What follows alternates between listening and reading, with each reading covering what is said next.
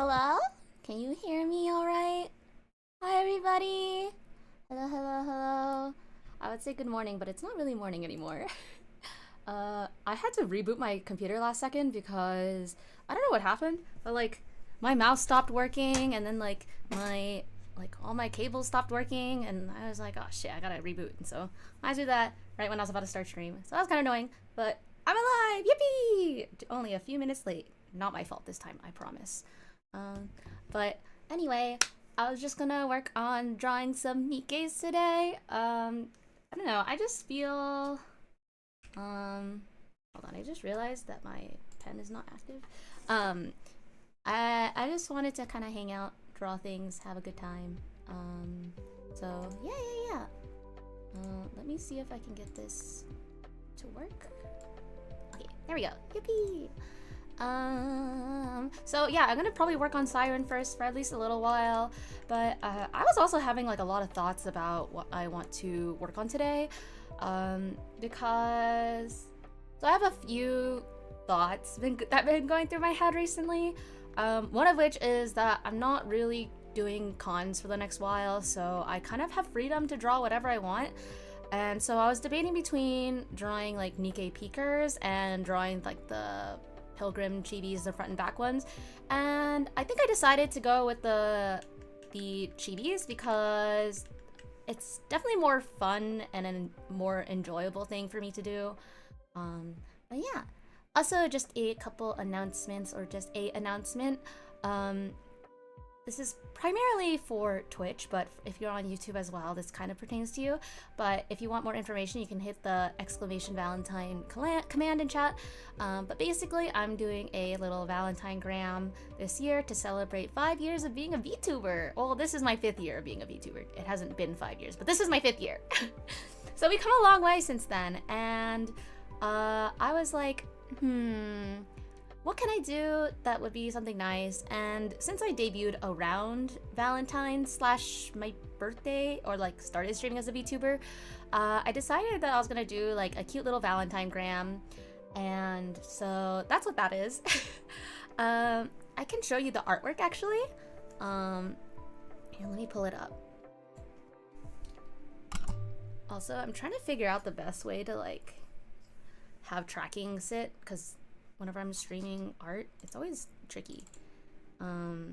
But anyway, this is the artwork. It's just a cute little thing. It comes from a little meme art that I did for a OC stamp rally that was hosted by Tora Pop, and I was really happy. It was really cool. But where is it? I don't even know where it is. Where is it? It's like really silly, but it basically says, I guess I could be your little meow meow. But I can't find the original file. Did I save it as something else? Oh, is it this? Oh, nope, that's the blank one. Huh? What? Wait. Hold on. What the heckies? I don't know where it is. Anyway, oh well. I was like, okay, well, I'll just do it like this. And so I printed it on really sparkly, pretty like cardstock paper. It's like shimmery. I guess I shouldn't say sparkly because it's not like glitter. It's like shimmer. It's really pretty. It's kind of pearlescent. So I printed it on that paper. And for Twitch subscribers, it is free. You just need to fill out the form that is in Discord. You can find that in the subscribers channel. If you are subscribed and don't have access, please double check to make sure your Twitch is connected to your Discord, and if it's still not working, try reconnecting it.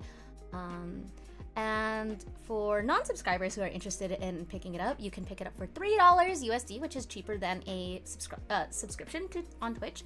However, it does have worldwide shipping, but I do have worldwide shipping, and it's flat rate for everyone, everywhere, so it does come out to be a little bit more than I think a sub, but I get all of the money except for, you know, the shipping cost. But I'll be mailing those out probably around February 1st, so they can get to everybody on time.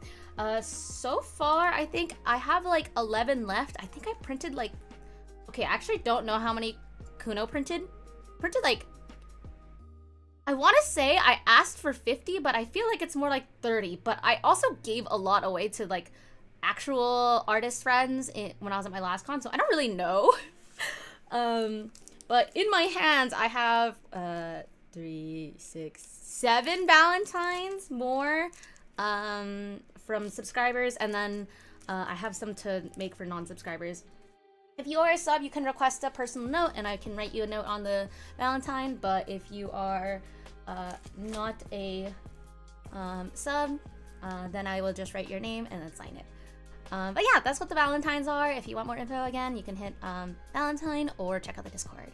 And there's more info there. And I'm really excited about this. And I just got the envelopes in the mail because, oh my god, it was like I received them in the mail yesterday, or they delivered the package yesterday, and it was just in like a plastic sleeve. And it was soaking wet because it was raining. And I was like, you didn't even bother to put this in packaging? You didn't even bother to put my actual package in packaging? It's just this like flimsy sleeve that I used during cons. Like, what is this? And so yeah, I ended up having to like have them return it, or like start a return and then replace it. So they actually got it to me this time. But yeah, stop complaining, it's your birthday. Well, I'm complaining that about like Valentine's/birthday grams that I've been trying to send to everybody, but Amazon kind of fucked it up and gave me soggy envelopes. So I couldn't really do anything about it. But I got the envelopes back, and so now we're gonna start prepping them. I have a bunch of stamps, and so this is partially what I wanted to do. I was like, what am I gonna do with stamps? I need to figure out what what to do with all these stamps I have. So this is what I'm gonna do with it. Just wanted to yell at you about something. It made me feel better. Here, will this make you feel better? Apparently, I didn't know this. I didn't think about this very much. But I guess my spice tolerance is not awake when I first wake up in the morning. And I tried to have like a chorizo burrito. And the chorizo was just a tad too spicy for me to be like, yeah, this feels yummy for me. So I ate like half of it and was like, okay, that's enough. This hurts a little too much. And I think I have relatively good spice tolerance, and I don't think the chorizo is like that spicy. It just like, I think it takes time for me to wake up, and I was like, I don't think it's a good idea to eat like spicy food on like an empty stomach, even though, you know, like that sounds counterintuitive, but I think it's not very good for your tummy. This is how I've saved my tummy through all the spice. Like, I know a lot of people have like gastrointestinal problems when they eat spice, but I don't actually have those problems. I have other problems with my tummy, but not that. Yeah. As you sleep, it puts a blended ghost pepper in your mouth. Oh, so then my spice tolerance is all used up during the nighttime, and when I wake up, it has to reset. I understand. I get it. But yeah, anyway, if you're interested in a Valentine, please fill it out. I don't have very many left. I think it said I have 14 left on available for non-subscribers. And if subs end up filling out the ones I have set aside for the subscribers, then I'll be pulling from the non-subscriber pile. So order sooner rather than later if you're interested. Yep. I'm not even interested in waking up. Wake up! Wake up! It's time to get up! I don't know what time it is for you, but it's like almost 3 p.m. for me. I'm gonna be honest, I also kind of just woke up. I woke up at like 2 p.m. Well, like 1:30-ish. It's cause it's been a little bit of a time for me. Cause I started classes again. And so I just finished my first week. Yeah. So I'm quite tired. I didn't end up streaming, not yesterday. Wednesday? I was gonna stream on Wednesday because I really wanted to, but then I was like too tired from everything, so I decided not to, and I was kind of bummed out about it, but anyway, it's fine. Yuck. Actually, you know what? I'm gonna be super honest with you. I was kind of doing a little more research, which is kind of funny given that I already am committed to this degree, but I'm getting my MBA, which is Master's of Business Administration, I believe is what it stands for. And so there's like two kind of primary business degrees you can get as a master's. So there's master's in management and there's master's of business administration. And typically speaking, if you are looking for more educational route, you go for the master's in management rather than the MBA. But if you're looking for more practical use because you've had work experience and whatnot, you can go get the MBA. And that was partially why I was kind of surprised that my program allowed me to, or my school allowed me to do the MBA program, but it's like a special MBA program specifically for people who don't inherently have a lot of experience. So there's some catering to kind of be an in-between between an MBA and an MIM, but it's still an MBA. So anyway, all of my classes, even though I have a lot of classes, I've been feeling like I've already learned a lot in the first semester, and I'm really excited to see, like, you know, all the other stuff that I'm going to be getting to do this semester. So I'm like doing an operations management class, a marketing management class, and then it's a very funny name, so I'm not going to say the name because I think you could probably figure out my class, but it's about customer service and the neuroscience behind customer service. I was like, this is so cool. As someone who studied psych in undergrad, I was like kind of stoked. So yeah, I'm having a great freaking time. And it's just been really interesting. People pleasing 101. It's actually not. It's more so it's kind of like an in-between between marketing, neuroscience, and kind of like the practical use of marketing, like practical marketing. And the thing that I think is really, really cool about this in particular is that I don't think a lot of people really think about like how your brain functions in terms of what happens when you're marketed to. So I just thought it was really cool. I think it's a really cool concept, and so I'm just curious to learn and whatever. I actually love reading about neuroscience, but I'm so tired right now. I would love to kind of talk more about like more specifically the stuff that I'm learning in class when I get deeper into some of the more specific program stuff. But yeah, I think it would be really cool. My buddy I used to game with has a major in neuroscience, specifically addiction. Oh my god, addiction psychology is so interesting. Addiction psychology is, honest to god, I think one of the most interesting like fields of psychology. But in undergrad it was like impossible to get into that class because everybody wanted to take it. So I never got to take an addiction psychology class, so I basically only did self-study because I'm a fucking nerd apparently. What's funny about it is he's been almost any drug imaginable. Honestly, so I guess part of it is like you can learn to see how to do things more safely or how things can affect your brain. But the one thing that freaking scares me is, I hope this is not like fucking TOS or something, but basically, did you know that if you like do shrooms, there's like a non-zero chance that you just randomly get fucked?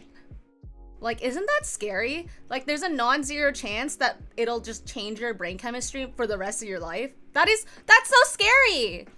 That's so scary. Like, I think people typically will be like, yeah, shrooms are cool. But then it's like, yeah, there's a chance that like your brain is just permanently borked forever. And I'm like, I'm good actually. I'm good. I'm actually so good. Bro was on acid his entire senior year. No, he was absolutely fried. Oof. He had problems. There's a recent study they figured out how to control that. Oh, like really? About the mushroom gotcha? the scary mushroom gotcha? I didn't know that. When was the study released? I mean, it's been a while since I've been in undergrad, so I don't really have enough knowledge, or wouldn't have enough knowledge to be able to know when they last did stuff like that. Also, to explain what I'm doing, I'm doing the backside of Siren right now, so I'm trying to erase the inner lines, because I don't need them. I didn't know that they had more information that came out. That's really interesting, actually. That's always been something that I've thought was very curious. And I think, too, it's part of the... I don't know this for sure, because I've never been a watcher of him, so I don't really know enough to make any solid claim. But from what I've been told by my friends in esports, when I was back in esports, is that that's kind of what happened to Destiny. But I'm not sure. I'm not 100% sure. Basically, there was a moment in which he changed a lot, and some people attribute it to the fact that he did shrooms. But I don't know. I don't know enough. Well, take it with a grain of salt. I saw a short brief of the study, but I wanted to read more about it. They use a modified version of rabies to monitor and map how shrooms affect the brain. Oh, interesting. Interesting. Yeah, I'll definitely take a look. I really, really do love learning about stuff like that. I think everything's so interesting. Yeah, if you find it, please send it over. I don't think you can send the link in the chat, but if you want to send it in Discord, that would be helpful. Thank you. I would love to learn. I would love to read. I actually, one of the things that I've been trying to do recently is I've been trying to do my my grad school readings on the treadmill. So basically, I don't have any physical books. I put them all on my iPad, and I have like the big screen, right? So I just like zoom in really big because I'm fucking blind. Not actually, but like if you're on a treadmill, it's kind of hard to see if it's like the words are small, right? So I put it on the iPad, I put it on, and I do like speed walking while I read, and I tell myself, you're not allowed to get off this treadmill until you finish your readings. And so I told myself that originally, but then I finished one chapter of the textbook, and I was like, I've been on here for over an hour. I'm dying. Oh god, I'm dying. Oh god, what the happened? Hello? That was an accident. Weird. I was like, I'm freaking dying. So I was like, okay, I'll just do the one chapter, and I have to minimum go for like an hour or finish like one chapter or whatever it is, and then I can do the rest off treadmill. So I'm not on here for like 5 hours, because if y'all know anything about grad school, there's a lot of reading. A lot of grad school is reading on your own time, like a shit ton of reading, and then going into classes and having like discussions and stuff like that about it, and then like I think it's all really interesting and really cool. However, it's also kind of a lot, you know? As someone who's not like inherently the most social person in the world, sometimes it's a little overwhelming. Can you message me on Discord? I can't find you. Oh, I don't know if you have me or not. But you could just do this. Discord. Bow bow. There we go. I don't know why it sends twice. Oh my god, you're right! That's true. Yeah, I'm not sure how to find me. I honestly, actually, I'm a person who deletes my Discord messages because I get very easily overwhelmed with messages. And fun fact about myself, I really dislike like things like group chats. Whenever I go to like an event or something with friends, and they're like, yeah, let's go organize this thing, blah, blah, blah, blah, blah. And I'm like, I'd actually rather die than have to be in a group chat. So I make Jake go in all our group chats. For organizing things, which is like silly, but also I just hate group chats. I really do. I really hate group chats. I hate group chats. Honestly, the only Discord I'm active in is my own, and that's because I kind of made a point to be active in it. But yeah, I'm actually not active in Discord basically at all. Primarily because I don't want to be. I think it comes from like scarring of like social media. Honest to God, like working in social media has made me really reluctant to be active on my phone very much. Like people who are addicted to their phones, I'm like, I can't relate because I got so anxious whenever my phone would go off because I'm like, oh man, it's a work thing. Oh God, oh, blah, blah, blah. It was just too much, you know? Working in social media kind of broke my brain in that way, and so I was like, I'm good. I'm really good. I'm so good, and I don't have to do that.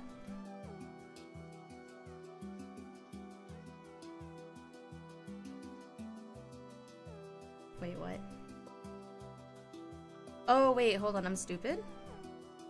Oh, I'm stupid? Hold on, hold on. What? Oh, wait. Oh, I understand. Okay. Wait, hold on.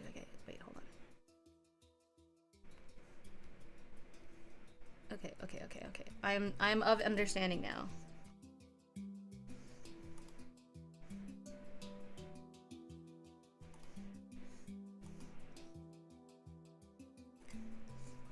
Yeah, so as a byproduct of my previous employments, I am actually anti-social media. So I'm not a person who's particularly addicted to my phone, I think, which is like lucky, I think, in this era, but yeah.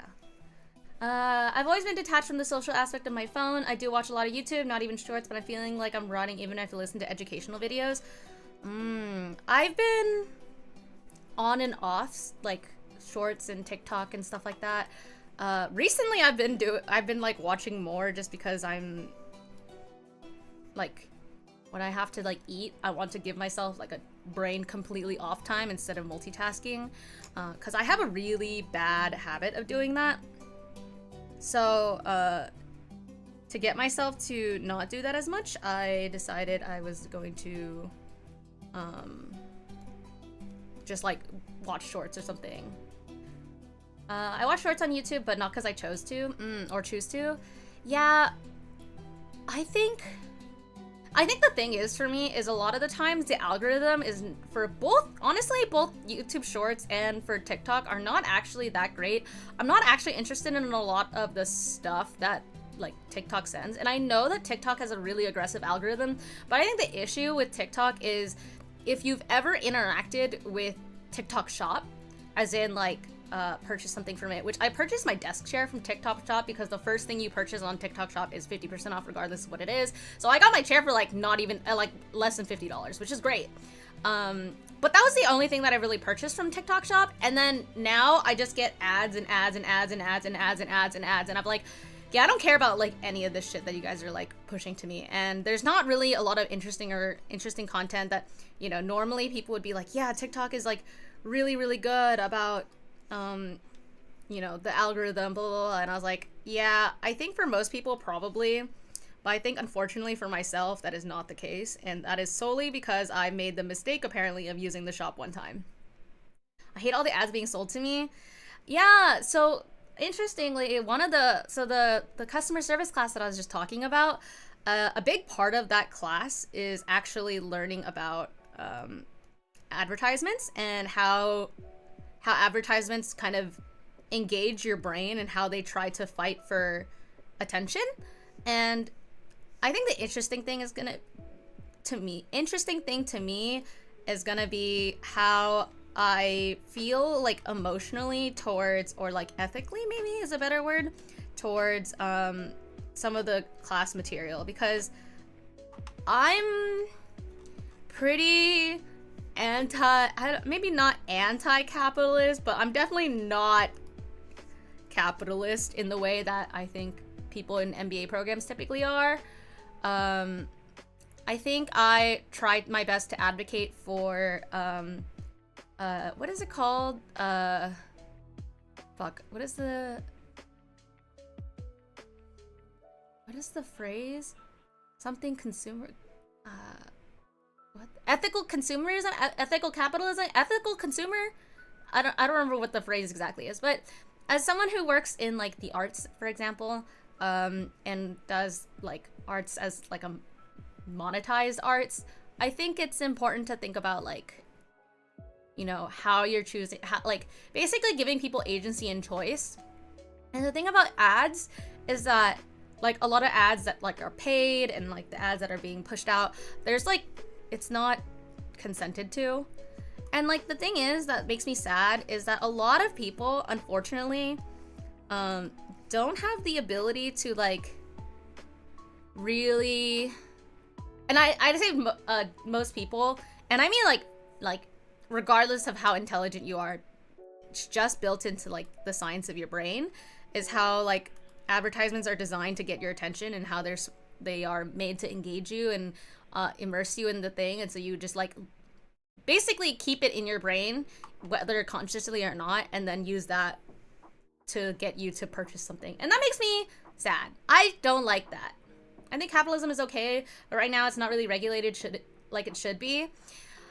Oh my god. One time, so in a class that I dropped originally, my professor said that she is an advocate for absolute free capitalism, because in absolute free capitalism, there's no issues because basically everyone will moderate themselves. And I was like, the reality is, yes, you can say that as in an ideal situation, but I think the unfortunate reality is that's not gonna work. Like, there are too many people, even under like zero regulation, that would love to just, you know, take advantage of other people regardless.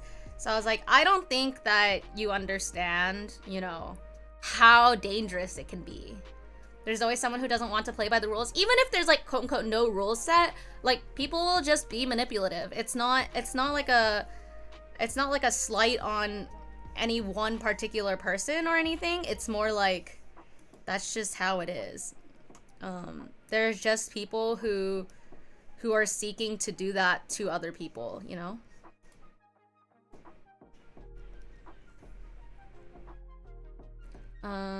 Yeah. And it's like, it's sad because it makes me feel like, oh, you're being like less trusting of the world and people. And like, I think I've spent a lot of my life trying to be very trusting towards people and that kind of thing. And, you know, not always the most successful situations, you know? So, anywho, those are just my food for thoughts. Actually, I don't like how I'm doing this.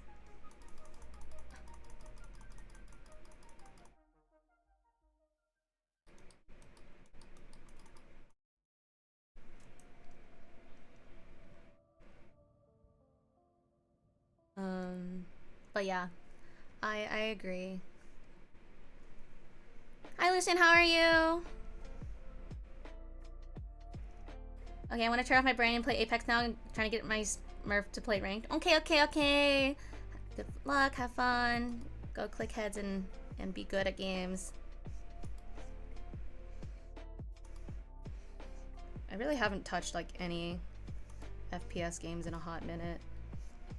Sometimes I wonder if I want to go back, but then also other times I think about it and I'm like, I'm actually so good.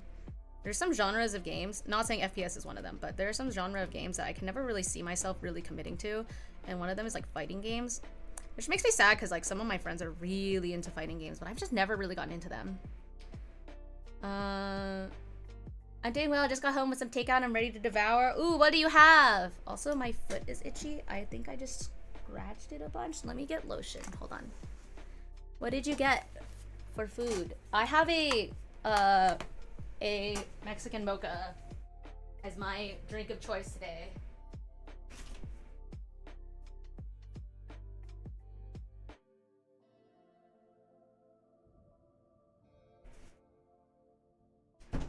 But it's like not as cold as I would like it to be because I woke up late.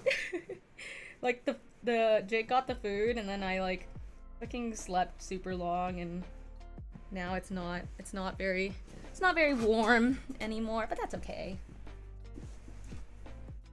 Or my food was not warm and then my drink is not warm, but it's melted.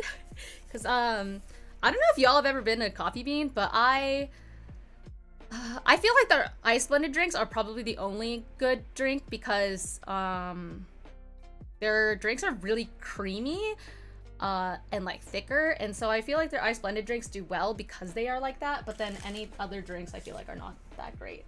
So it's like a melted ice blended, but then it's still fine because like that's the consistency kind of. Anyway, yeah. I have a chicken cutlet curry. Oh, nice! I think I have some in the fridge as well. I'm not sure. Maybe not. I don't actually remember. I had chicken cutlet curry recently. I think I might have finished it. Honestly, I don't remember. There's too much there's too much stuff, and I have no concept of time or days. Also, hello Duck, how are you today?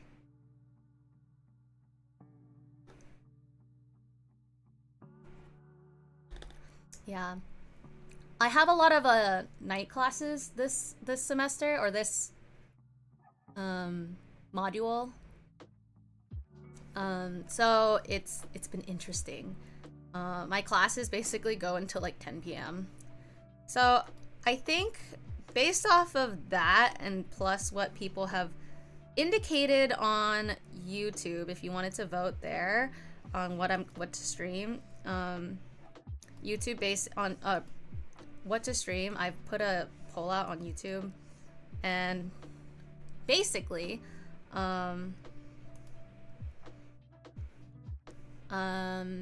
people were saying they want to see more art stuff. So I will be doing more of that during the daytime hours, because I have more time in the daytime right now, funny enough, because that's when, or like, I don't have classes in the daytime hours, except for Tuesdays. I'm busy. I'm on campus for like 8 or 10 hours until late. Yeah, my classes, part of it is a lot of grad school classes are designed to allow working adults to do grad school part-time. So all of your like, a lot of very important classes or very popular classes are done in the evenings. So yeah, even though I'm a full-time student, there's still people who are doing it part-time. So yeah. Yeah, you get at-work streams. You'll get more at-work streams, which is also funny because, like, you know, I'm not planning on doing any more cons for a little while because of school, and then I'll probably be drawing more. But one of my kind of goals for this little time period of my life is that hopefully, I get to draw more kind of for fun, because I feel like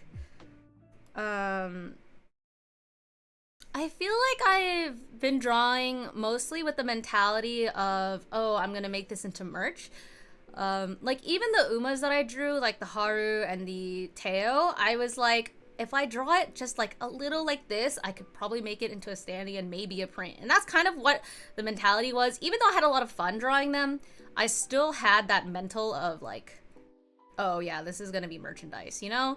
And I want to be able to just draw to draw and not have to think about, oh, this is how it's gonna do if I were to sell it.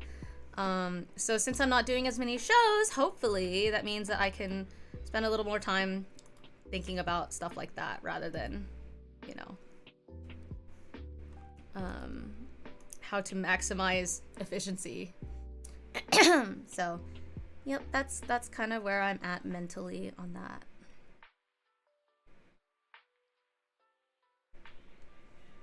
But yeah, I just part of it is like, I think I have been going in and out of phases of having interest in cons, I guess,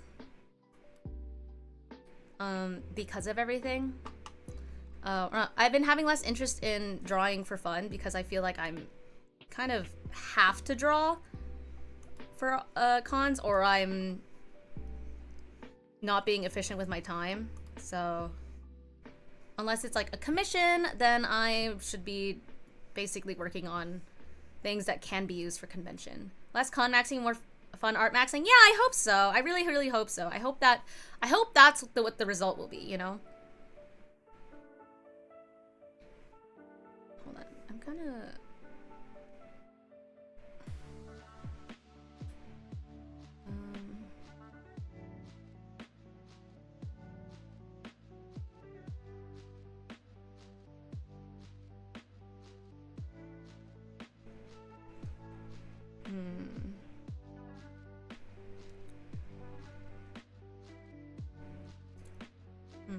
I'm trying to figure out how I want to do this. But yeah, that's kind of my plan, is to try to be a little more willing to do art for fun. Which I know is also not the easiest thing to kind of commit to, for me at least, because I'm a person who is a little bit of a workaholic, I would say. I really feel like I should be maximizing my time.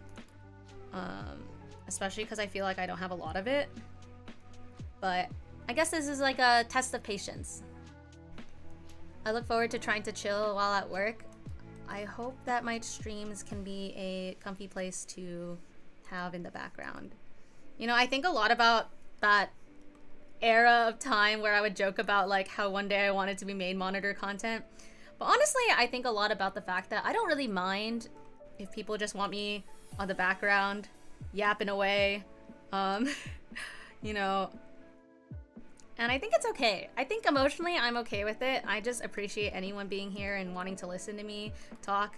Sometimes I wonder if compared to other art streamers, I talk way too fucking much for a person who is like, ah, yes, here, let's put some lo-fi music on and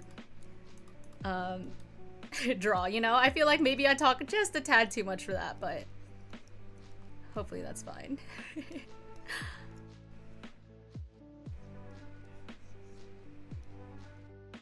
Hopefully it's not in a negative way. I love the yap. I'm glad. I'm a world-class yapper. Okay, can I tell you guys a story?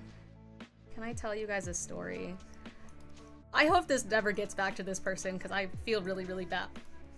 And like, I might be wrong, okay? So there's still a possibility. But on the last day of... oh my god. oh my god, I'm dying! Dude, the gods of yapping are trying to shut me the fuck up. Holy shit, hold on. Okay, so basically on the last day of Impulse was kind of slow on Sunday towards the end because, you know, it's late and it's a Sunday and, you know, not as many people are gonna be going to the con, like, during that time. And, or basically no one new is coming in, people are just filing out and kind of end of the day kind of thing, right? And so I went to go talk to some artists just to, like, meet new people and whatever, right? And honestly, it was a lot of fun. I had a lot of fun meeting new people and meeting new artists. It's one of my favorite things about doing cons is meeting people. Despite me being like a giga introvert, I genuinely really, really do love meeting other people, meeting other artists. But anyway, I went to go talk to this artist where earlier in the day, they had a sign up that was basically asking for Claritin Benadryl because they're having allergies. And as someone who has really bad allergies and I was allergic to a lot of things, I was like, oh shit, are you guys okay? And they're like, oh, it's for my table neighbor. And I was like, oh, okay. And so Kuno has allergy medication on him. And so he was like, yeah, I can give it to them, no problem. And so we were like, okay, cool. Like, let's go deliver this allergy medication. And the guy was like really grateful and he gave me a sticker as like a compensation. And I was like, dude, I didn't do this because I want the sticker. I'm doing this because I'm concerned about the person who is like, yeah, I'm having an allergy attack. Like, or I'm having allergies, you know? And so also because like, I don't know where this person's from, but when I go to the Bay, allergies immediately take like a shotgun to my face and I have such horrendous allergies. I don't know what the fuck it is. So honestly, the air quality here in SoCal is not amazing. So I'm not entirely surprised that this person was like suddenly struggling. Anywho, so, you know, and I was like, oh, you know, if you want to do an art trade, let me know. I don't mind. And they're like, okay. And part of the reason is because I actually bought something to give to Mogu. And so I was like, okay, don't tell her. Don't tell her I bought her something. I bought her a lot of things, actually. I kind of went a little crazy at the con and I bought Mogu a lot of things. Because I was like, this reminds me of Mogu. Buys. This reminds me of Mogu. Buys. So I bought her quite a lot of things. Anyway, so I bought something from that artist. And then he came by later to start talking to me. And I wasn't at the table right then. Kuno was just at the table. And Kuno was like talking to the guy. And he was like, wow, this person's being really nice. Or like kind of like weirdly so. And honest to God, I still am not 100% sure about this. Okay, guys, I don't know if I want to believe this, okay? But they were like, essentially, very confidently sure that the guy was just like hitting on me because he like wanted to talk to me a lot and was like being extra nice to Kuno and blah blah blah blah blah. And I was like, I just thought he was being nice. And they were like, Meow, you're gonna get curry guyed again. And I was like, not curry guy! Not curry guy. If y'all remember Fanime in 2023, I got curry guyed, which was basically this guy who hit on me throughout the whole con, and I thought he was just being nice, and then I find out toward the end that no, he was in fact, he literally told me he was in fact hitting on me, and then that it wasn't a mistake. I was like, I wasn't ready for the curry guy job.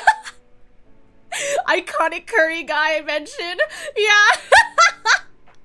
Yeah, so they were like, you're getting curry guyed, because this guy was like, he was really nice to me. I didn't really think about it, and I was just like tired and too tired to really like, you know, I don't think of people like, I don't know, maybe I'm just too naive, but people are like, Meow, you should be more careful. Like, a lot of people, you always get hit on at cons, like, you should just be more careful, blah blah blah blah. And I was like, I don't know why this happens to me. I just think I'm just like a little guy. And so when we did the art trade, I was like, oh, honest to God, I don't really do, I don't really take a lot for art trades. I basically only do stickers because I don't really have space for stuff anymore, but I have sticker books. And so he was like, what if we trade a fortune telling? And I was like, fuck it, sure, whatever. And then I got sucked into like a 40-minute conversation that was supposed to just be a tarot reading. And he was yapping and extending he was very stealthily extending the conversation the whole time. And towards the end, he was like, I was like, oh shit, I should go back. We have teardown soon. He's like, oh, okay, no problem. I just, you know, I'm really interested in your worldview. And this is like an inside joke between me, Jake, and Kuno, but worldview is like a trigger word. And it's like this big fucking meme that is because of IPN. So I was like, I have to go now, and I ran back to Kuno and told him what he said, and we both started dying behind the booth because this guy said worldview, and he's like completely innocently saying it, right? But I'm the dumbass. I'm the dumbass. But as I'm walking away, he was like, oh, I'll reach out to you. I really want to take you to this place in LA that I really like taking people because it's really cool, blah, blah, blah, blah, blah. And then I was talking to Jake and Kuno, and they're like, and oh, wait, as I was walking away, I was like, oh, I can bring my partner with me. And then I told this to Jake and Kuno, and they were like, guys. Bro, you cannot tell me this guy was not hitting on you when he literally asked you on a date, and then your response to that was, let me invite my boyfriend.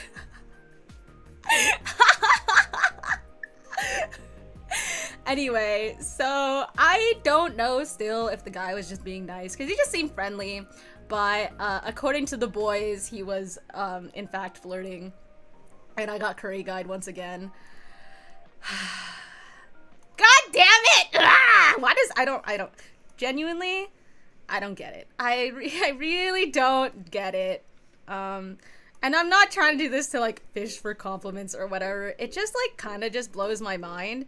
Cause yeah, like as you were saying, I'm in like work mode. So I'm like being intentionally very nice. And you know, trying to be very,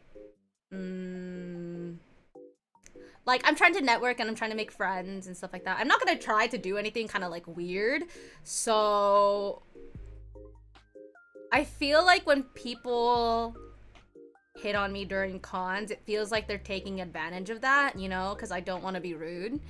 And it was just, I don't expect it, especially from other artists. Curry Guy was an artist's helper, so I didn't expect it either. You know, I guess I just never, I don't think about the fact that people would do that, you know, while you're all working. I don't know, it just doesn't seem like the time or place. And like the thing that was extra weird about this one to me, honestly, was the fact that like I had already like mentioned multiple times that like I was in a relationship, and so like, you know, I don't know, I think it's just strange. And then Jake was like, you know, some people don't care about that, right? And I was like, that's fucking weird. And it's like, yeah, some people just don't care about that. And I'm like, wow, I'm really not this kind of person. I just hit a fucking Starbucks barista with a hope you have an amazing rest of your day, like a perfect healthcare customer service smile and a voice, and died inside as soon as I walked out. Understandable. Dude, my favorite experience was I was with, I think I was with IPN and the owner of Dreamily, which is a fashion brand, like a J fashion brand, and she called the restaurant to ask if they had a wait list, and she like literally reverse customer service them. Like they were customer servicing her, like being really polite, and then she just replied back in the most customer service facing voice ever, and I was like, wow, imagine being the other person that lied. I actually just like, I had a moment of like, wait, is she on speaker? And I was like, wait, that was her. Yeah.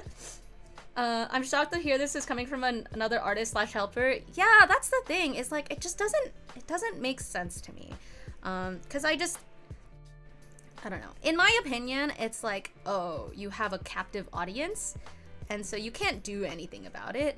And so I'm like, I don't know why somebody would take this opportunity to hit on someone. I don't know. It just doesn't seem right to me.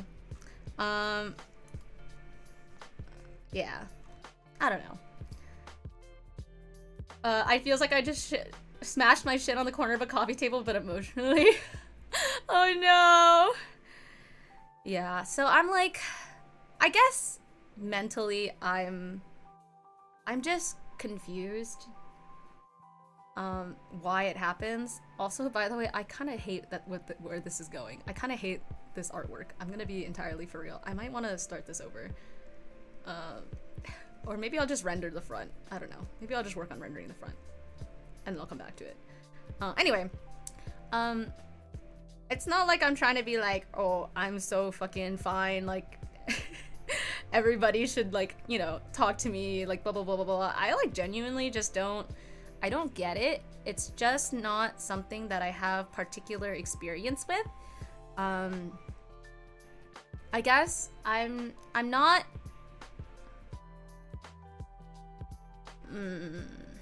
I think in college I got really good at doing makeup, partially because I started cosplaying in college, right? So I got really good at doing makeup, and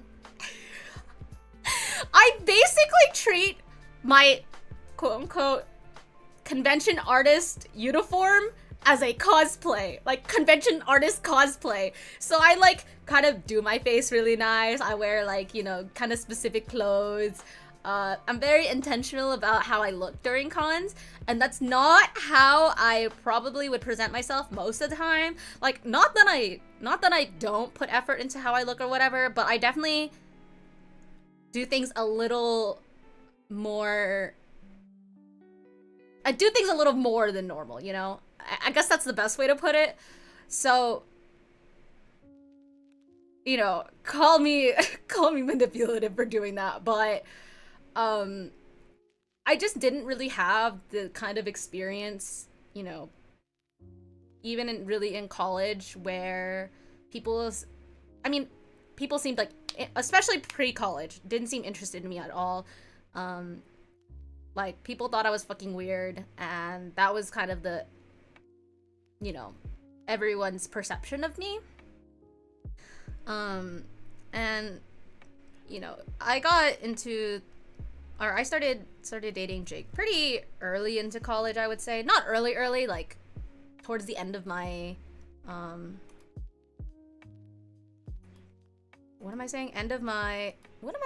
End of first year. Holy moly, my brain broke.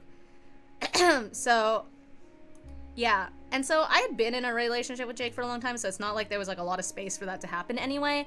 But, you know, still, in middle school, I was like, not middle school, in high school, I was not popular. Everyone had like the most massive crush on my best friend, but she was very tall, or is very tall. She's still very tall. She's 5'11".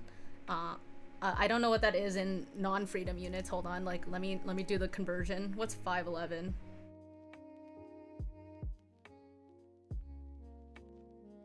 5'11" in centimeters. 180 centimeters.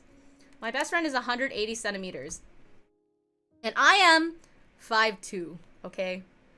That's like 160 something. 150! Oh my god, 157. I was like 160 and it's like 157. Okay? So the comparison between us two. So most people were just too intimidated to talk to her. Like, they were just too scared to really talk to her. And so she was like, Miao, everybody, like, people who confess to you, there's, like, people who actually have crushes on you. And I was like, I know so many people who like you, but they're just so intimidated by the fact that you're taller than them. And they think that you'll care that they're not taller than them. They think that you'll care that they're shorter than you, but also they care that they're shorter than you. And I was like, it's not a you problem in that way. It's like, you can't really help being tall, just like I can't help being short. But I was like, you know, the people who, like, tell me that they like me and are interested in me have not been the nicest of people, I'll say. So going now to, like, early college, and now, you know, when I go to cons, I guess I started cons early, or like mid-college, or mid freshman year.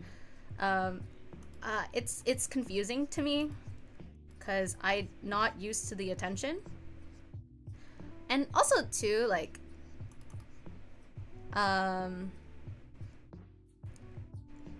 well, the thing is, my best friend, she's, you know, I don't know how to describe this, but she's always been really tall, and she's 5'11", and she also started liking wearing heels because she finally got confident enough to. So she's like over 6 feet in heels, and I think a lot of people are very intimidated by women who are really tall. So, yeah. And she's also got kind of a massive resting bitch face. That's just like the both of us. So, it's kind of like a double whammy there. But, yeah. I'm not used to the attention, and I'm not used to, yeah, I don't know how to describe that. I'm not used to it. And so it doesn't make sense to me when stuff like this happens. And I guess, like, in situations like this where the person is not inherently, like, if they're aware that I'm in a relationship and that they continue to hit on me, that's maybe considered considerably a not savory person as well. But, you know, I don't get it. I don't get it. I mean, there's, like, a reason why I switched to being a VTuber, you know? I knew that there was, like, a number of people who would just come to my streams to, like, be weird, you know? I streamed as, like, a, like, face cam streamer, or, like, a, you know, a flesh tuber for the first year and a half of my streaming career. And it wasn't my favorite. I'll just say that. I didn't like that attention. And so switching to a VTuber has made me a lot happier about streaming and more excited to stream. So, yeah. Tall lady. I love tall ladies. They're so cool. I agree. But I'm tiny, and so my best friend's like, Miao, you say that because you're tiny and everybody likes tiny people. And I was like, what the fuck do you mean? I think your problem was that you were, like, only looking at men, and men are cringe.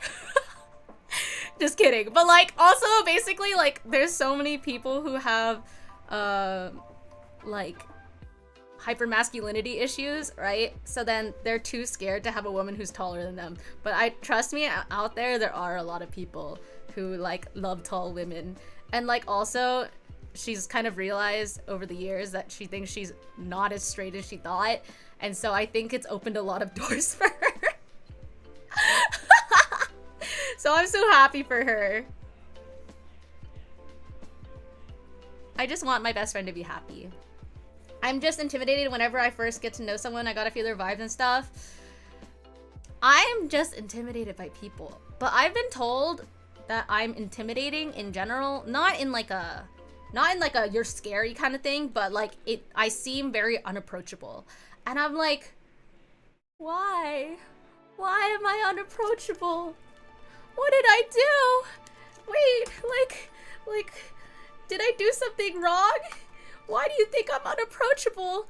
Like, I'm just a little guy.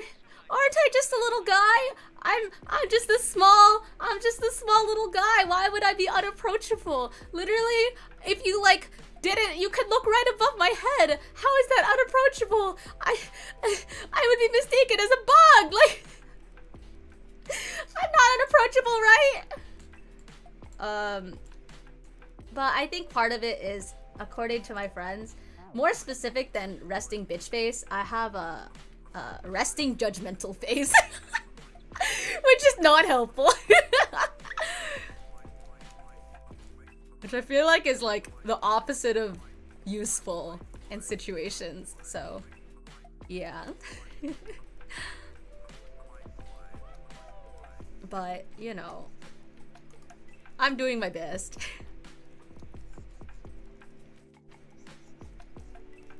Also, I'm hoping to hear news from my bestie soon about relationship.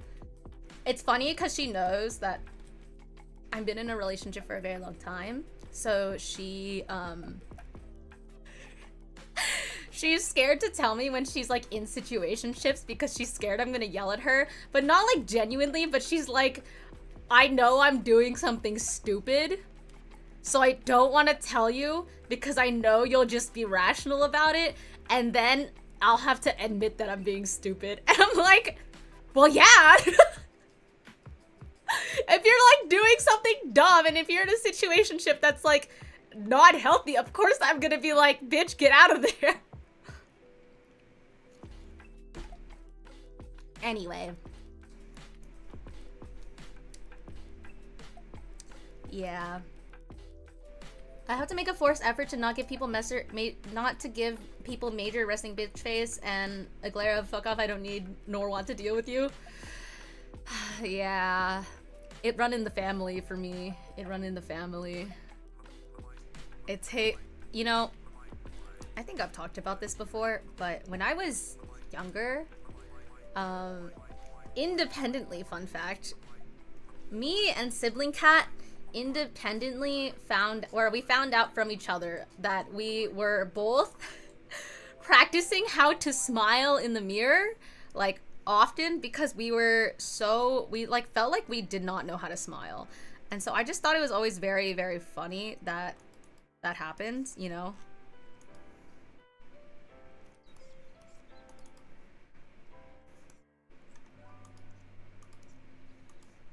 Like, I really,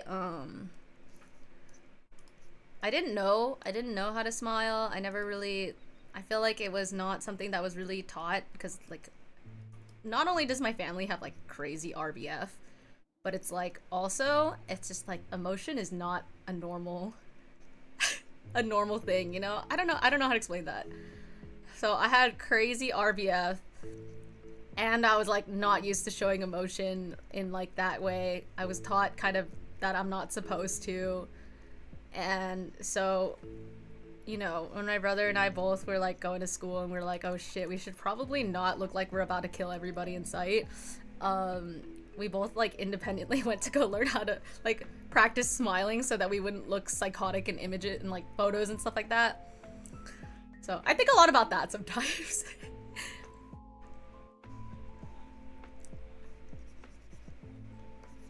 It's very embarrassing, I feel like.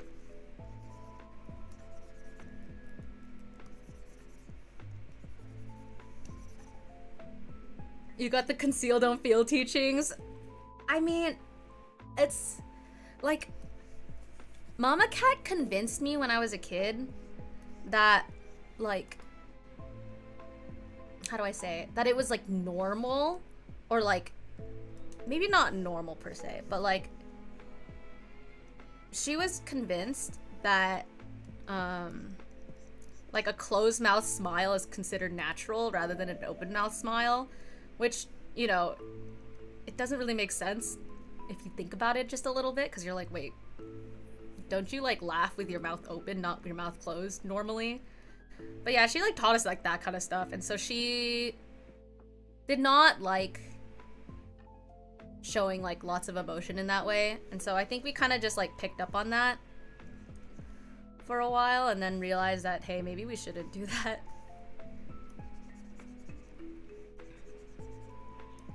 But yeah, we really kind of did get the conceal don't feel technique.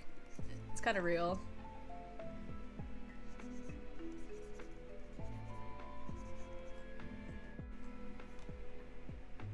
I don't know if I'm making this in a way that makes it look like it scales, because I'm just using screen tone for this, but I don't know if I like it.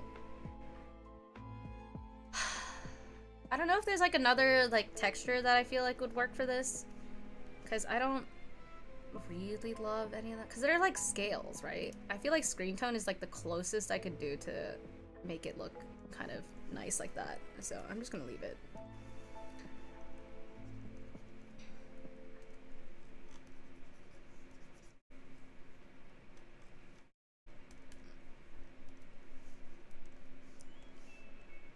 Sometimes I'm embarrassed. Oh, also the fact that I had braces for a really long time. I had braces for like 4 years or something, like a crazy long time. And I was like very, very embarrassed by that fact. So it was not hard to convince me to not smile with my teeth, you know? I had very doomed teeth.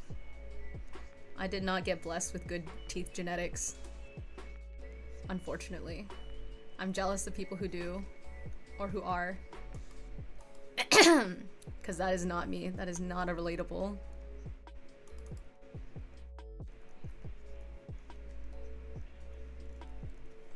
But braces was like... sucked. Braces sucked because I was really self-conscious as it was, and then I had to get braces, and it's like, wow. Now I feel like I look even worse. I barely got my braces off before, I think, senior prom. Not even, like, junior prom. I got them on in middle school and had them on for, like, almost 5 years. Partially, I think, because my dentist was, like, a quack. Or my orthodontist was a quack. But anyway, that's a whole other story.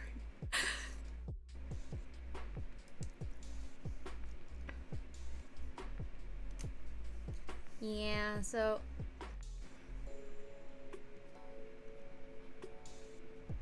I grew up in a family obsessed with coffee and tea, so I don't do the teeth smile because of the stained teeth, TBH, but I also refuse to do whitening stuff because it often causes more damage and I ain't fucking with it. So I also grew up in a tea household. My family is like the one thing my family would spend like a lot of money on, or like be willing to spend money on, is like good quality tea, and my mom loves coffee as well. Or not, I wouldn't call it coffee, but she calls it coffee. It has coffee in it. She's drinking sugar and milk. Anyway, I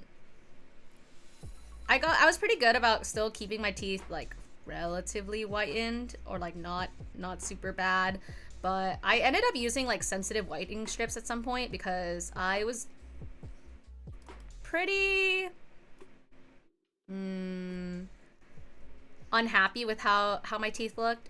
I think my teeth have always been something like a point of not contention but insecurity for me because I've had so many problems.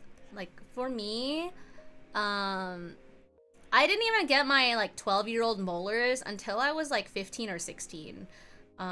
They like barely grew in, and like they started growing in when I was like 15 or 16. So I was like 3 or 4 years late. And so for me, part of it is that I don't even have to get my wisdom teeth really out unless it's, well, I got one of them out for,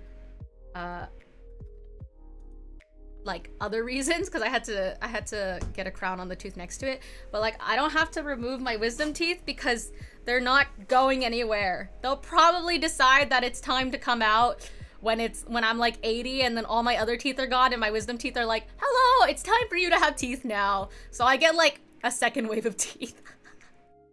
Just 3 though. If they ever do decide to come out. That's what's gonna happen to me. So, yeah, that's my situation when it comes to teeth. So, because I've always been like a late bloomer when it comes to teeth and like all that, I've just been really insecure about my teeth for a very long time, or like basically my whole life. And I'm trying to be better about it because I don't think your teeth have to be perfect. I definitely don't judge other people for this, so I'm like, why am I being so mean to myself? So I'm on the try to be nicer to yourself kind of part of my life. Yeah, just the 3 at the back. Yeah, that's all I'm gonna have. Is that okay? Is that weird? Is that okay if I just have those teeth? Do you guys mind?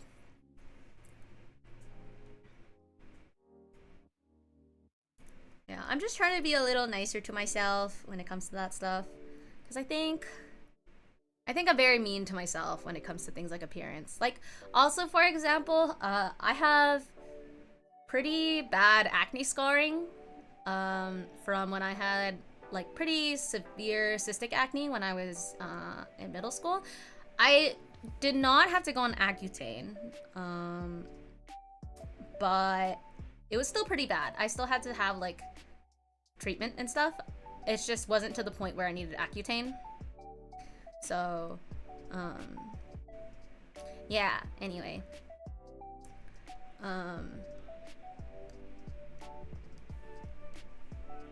Yeah, I still have scarring from that, and it makes me very embarrassed. I love your art. Thank you so much, Citrus. Thank you. All my wisdom teeth are gone. I'm cursed with the stoop. No! Maybe that's why I still have some brain cells left, is because I'm only missing one. I'm always curious whenever people, like, are born with less, you know? Like, I know that, like, wisdom teeth are vestigial organs, right? Or not, I guess, are teeth organs? Vestigial parts of the body. I always am very interested when people are like, yeah, I didn't even have any. And I was like, how did you never have them? That's crazy. Wait, you're like actually a superior human being who's already just removed them from your genetics because you don't need them? That's crazy.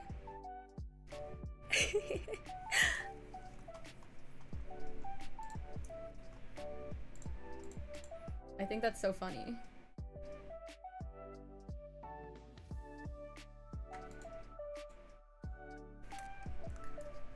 Also kind of impressive.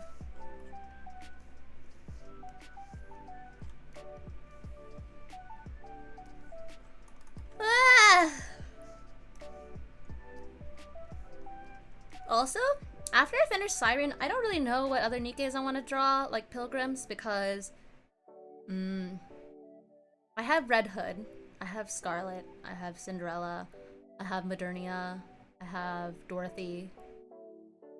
I have anyone else? I don't think I have anyone else. And I'm working on Siren right now. I've tried starting Crown, and I didn't love it. So I'd probably go back to it. And I've also tried... I want to do Snow. Like, all of the Snow versions. All of them. All of the Snow. But... Man, I don't know which one I want to do. I don't think I'll do Small White. But maybe I'll make two. I'll make Swole White and regular Snow. I think that's maybe the plan.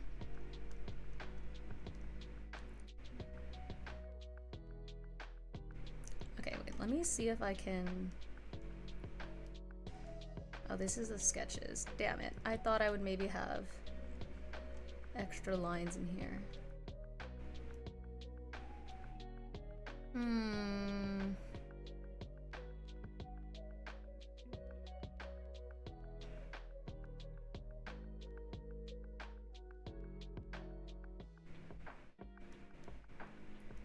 Let me just do this.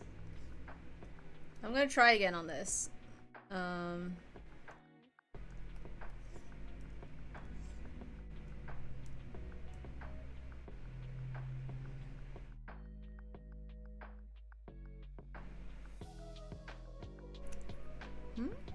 Maybe like this?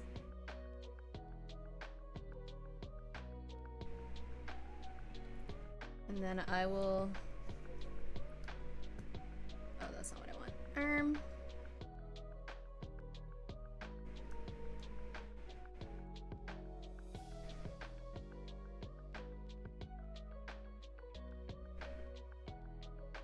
Okay.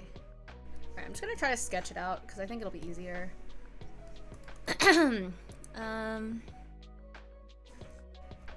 The thing about like drawing the back sides of these is I feel like it's really hard to like conceptualize. Recently found you and watched your Art Guardian stream and enjoyed it. Hope you're doing well and your art looks fantastic. Thank you so much! I hope you enjoyed the Art Guardian stream. I hope you enjoyed me crying. a lot of crying, but I hope you enjoyed it. I'm gonna try to do more of the Nikke streams, like at least like the core events on stream, and continue the main story. But yeah, I hope you had fun watching it. It was a very good story about my best girl. Kind of. But yeah.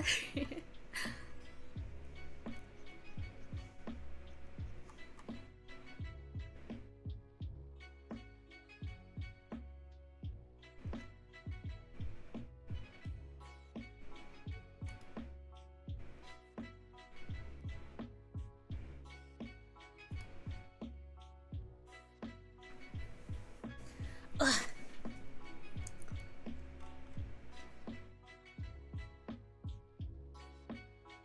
I feel like I'm perpetually confused whenever I draw the backsides, because I'm like, this doesn't make any freaking sense to me, but I'm sure it is supposed to at some point.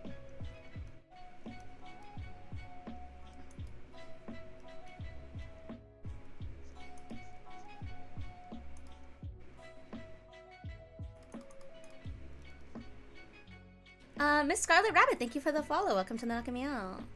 I like listening to the fangirling, and when it comes to Pretty Women, which is a bonus, I also love, I enjoy nikkes.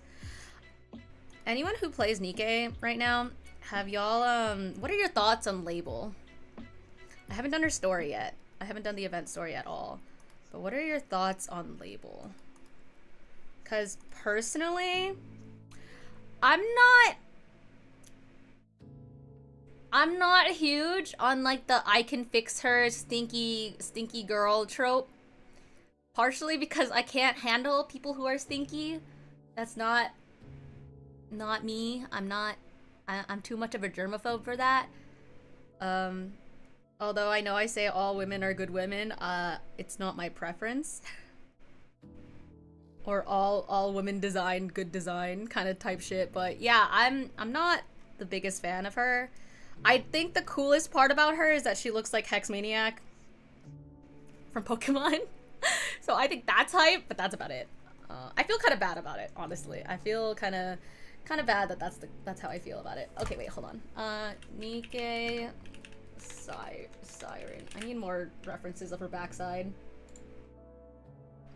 Oh, this is like this is very clear. I wish that was a chibi. I wish I had the chibi model of it.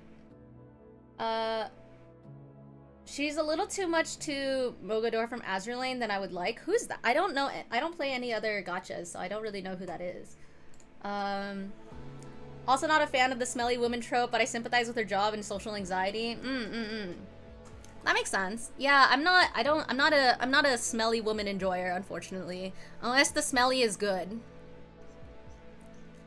You know, like the yummy girl smell, not the like stinky girl smell, you know? Girl smell. Fuck me. So I haven't read her story or anything, so I don't know enough about her, so I don't know if I could like make a crazy assessment of how I feel about her overall, but in terms of what I've seen so far, it's not my preference, or she's not my type. The floral perfume wearing girls are my favorite in books, not gonna lie. How do I feel about... I like floral smells, but I'm really picky about them. I've been using the same perfume for like years, like probably a decade now. What are you drawing for Siren? Oh, I'm drawing, so here, I will show you. So I have a bunch of nikke standees that I've been doing, and although I'm mostly doing this for funsies, kind of as an additional for fun part, I've been drawing the fronts and backs of nikkes so that the standees are double-sided. So here, I will show you. So you can see, like, for example, Scarlet, I drew the front and the back of her. Or I think the easiest one to see is, like, Cinderella. So the standee is, you can see, like, the front of her face, and then the back is her ass. And I felt like that's quality content for nikke. Yeah, I put a lot of effort into these, and definitely more effort than it's worth, but I really enjoy drawing them, so it's fine. Hi, Tora! I hate when I smell remotely bad. Feel horrific for anyone who gets remotely close to me. I don't know if I could handle it. I have an outrageously sensitive nose. Literally to the point where, you know, Meow Pup is old, so sometimes she has accidents in the house where she can't make it to the like, she can't make it to the outside. And I can smell when it happens, even if I am not in the same room. I can usually smell if she's like had an accident. It's crazy. Nikke characters look interesting, but I personally like drawing HSR characters. I've drawn a few, but I've only done peekers of them. I have only drawn a few HSR peekers. I don't know if I have images of them, actually. But I don't play HSR, so I would feel kind of like a fraud if I drew like a bunch of them. The only like Hoyoverse stuff that I've made like charms of specifically are ZZZ, and that's because Kuno really likes them, and so I was like, okay, I will also. Oh, here, I found my HSR peekers. So I have like Silver Wolf. Actually, I don't even know if I have the other ones in here. I don't even have the other guys in here. What the fuck? This is only Silver Wolf. Ah! I don't know if I have them. Oopsies. Oh no, this is ZZZ. Yeah. I have just been playing Nikke for a long time, so I definitely enjoy drawing them a lot. But I think Hoyo is definitely very great at a lot of designs, and so I can see why you would enjoy drawing them. I've just never played the game. My funny story is when Genshin came out on release, I was still working in social media, and then I had an emergency meeting where everyone was like, oh shit, we have to get on a call, blah blah blah, and so I hopped on the call while Genshin was open. In the middle of the call, I closed the game and then never to be opened again. I literally never again opened the game. And that is how I saved myself from playing Genshin all this time.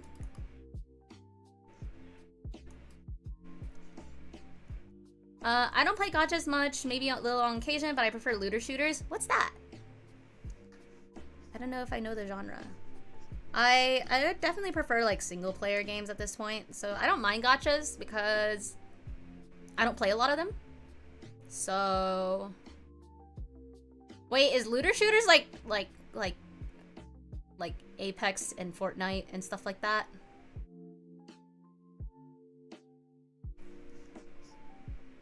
Destiny is a looter shooter example? Oh, okay. I guess I don't know enough. I've only played a few shooters that I got really into when I did play them. But yeah, the extents of my, or the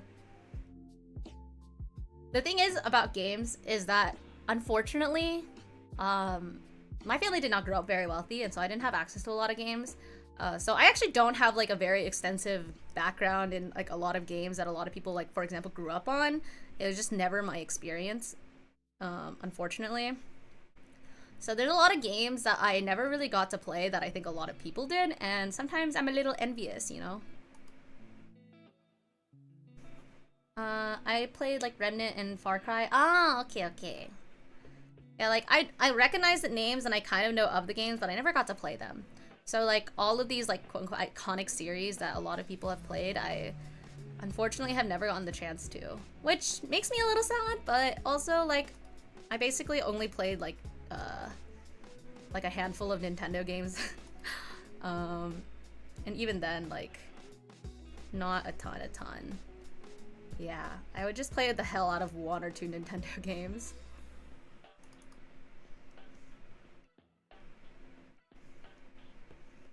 Shoot shit, get loot, stronger, rinse, repeat. Ah, I see.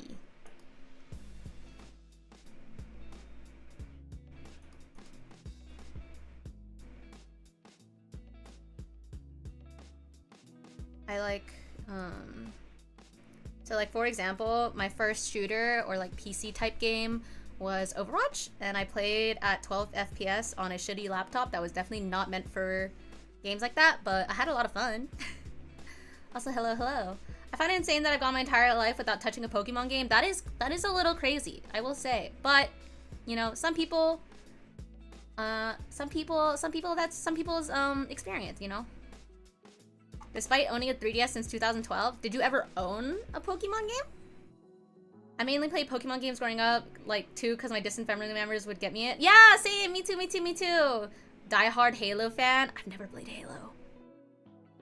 That's crazy. I've played, let's see, which Pokemon games did I play?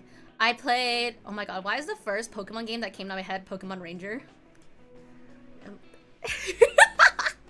I played Pokemon Ranger, I played Diamond and Platinum, I've played, I'm talking about like, also by the way, I'm only talking about like real, like non-ROM hack games, because otherwise if I talked about ROM hack games I'd have a million of them too. I've also played Heart Gold, I played, okay, I didn't play Gen 5s. I played not X or Y, but I played Auras. I didn't play 7 or 8. I played a little bit of Sword and Shield, but not a lot. I played quite a lot of Scarlet Violet. I played like Pokemon Unite. I played a few of the Mystery Dungeon games, including the new one. What else? What other Pokemon games have I played?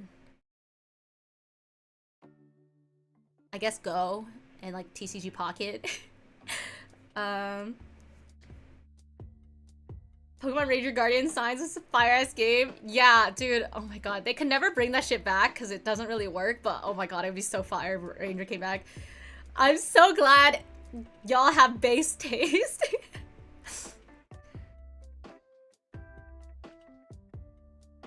Hollow Knight. We love Hollow Knight in this house. I think it was a drop if you watched one of my streams where I played Silk Song. I think it was just like a drop during release week. Or month or something.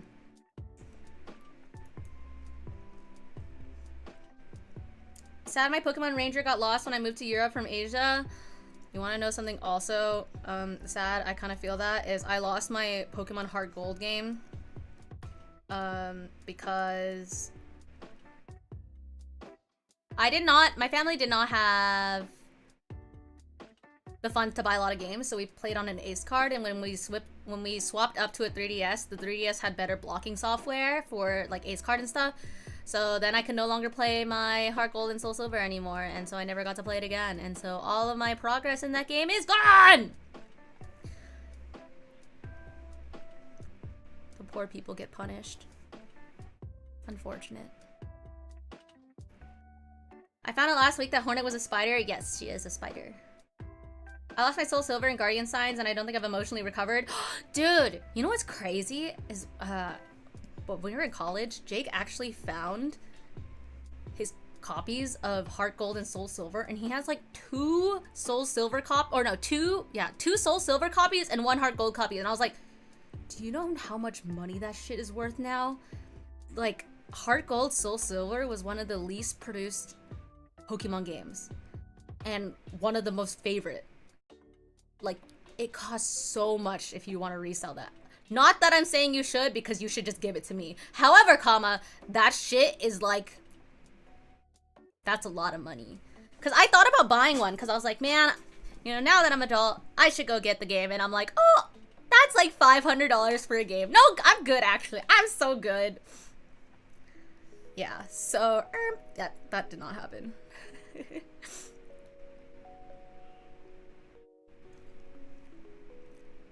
I still have the box of my limited edition Soul Silver somewhere. Oh my god, I'm so jealous. Yeah, the thing is, a lot of my Pokemon games I had to share with my brother. So I didn't get... Excuse me. I didn't get to play as much as I would have liked to.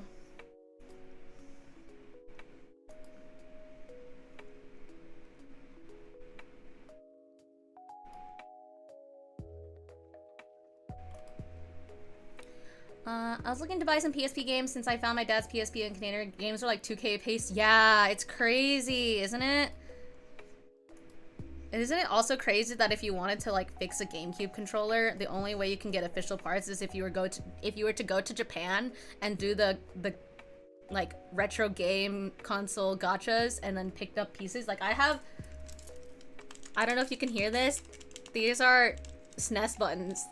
It's like a fidget thing. And then I gave Jake my C-stick. It's crazy. One of my IRL close friends had a DS game I always wanted, and I told him it was worth a lot of money and I might buy one when I have money, and he gave it to me in exchange for a soda. That's a real homie. That's a real one. That's actually like you can have my firstborn child type shit. That's very sweet. Is Jake your brother? No, he's my partner. That's crazy. Yeah, that's a huge W friend for real. Yeah. My brother's name is not Jake. However, their birthdays are very close together. It's kind of funny.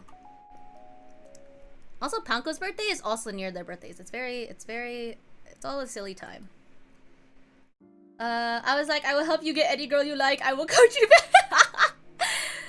bed. So since my brother and I shared our DSs, or the DS for basically our whole life, when he went off to college, I was like, hey man, what if I bought your share of the DS off of you with the games and stuff? And he was like, deal, fine. And I think he partially regrets it, but also like he knows that out of the two of us, I was always way more into games. Like how I literally went into fucking esports for like a hot minute, like, you know, kind of thing.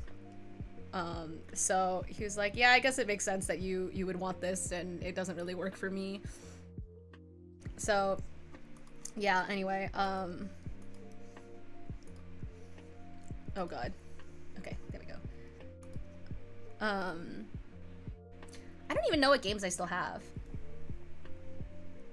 I actually really like saving the boxes.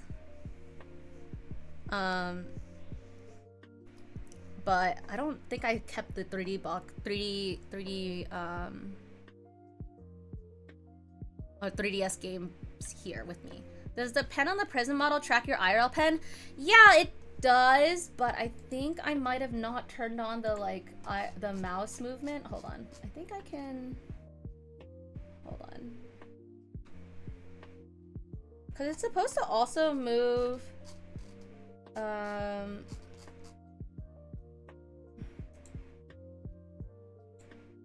It's supposed to also move the arm, but I don't know why that's not working. 1 second. Let me see if I can fix that.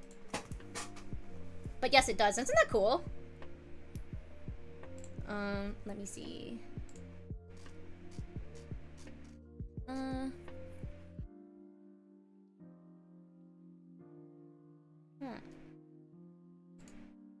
Oh, that's not what I wanted. Oh. Oh, did I do it? I think I did it. Okay, wait. Ugh. Okay, I got it. I got it to work. I forgot to turn that part on. I'm thinking of getting the model, but that price tag is scary. I think... Here's my take on customizable models, okay? I think that customizable models are a really, really great way for a lot of people to get into VTubing if they want to. And it definitely has made VTubing more accessible, and you know, like $100-something for a model is way, way, way cheaper than, you know, buying a full custom. For me, this model's just to hold me over until I finish making my own model. I'm just slow and been procrastinating and doing a lot of other things and prioritizing my life over debuting my model, but you know, I really like this model. I think it's got a lot to it that I think has been worthwhile. However, if you already have a model to be streaming with, or like a PNG tuber or whatever, I would definitely recommend, like, I would say like that honestly you don't need this type of model. You can use a pre-made that's a lot cheaper or free. And there's like a lot out there too, and it really depends on what you have. Would it be okay to see the model if you started on it? Yes. Hold. I have to hide my screen though first, because I don't want to get bogged.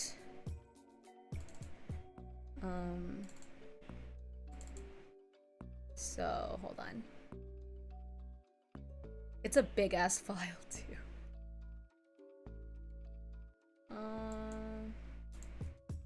Hold on.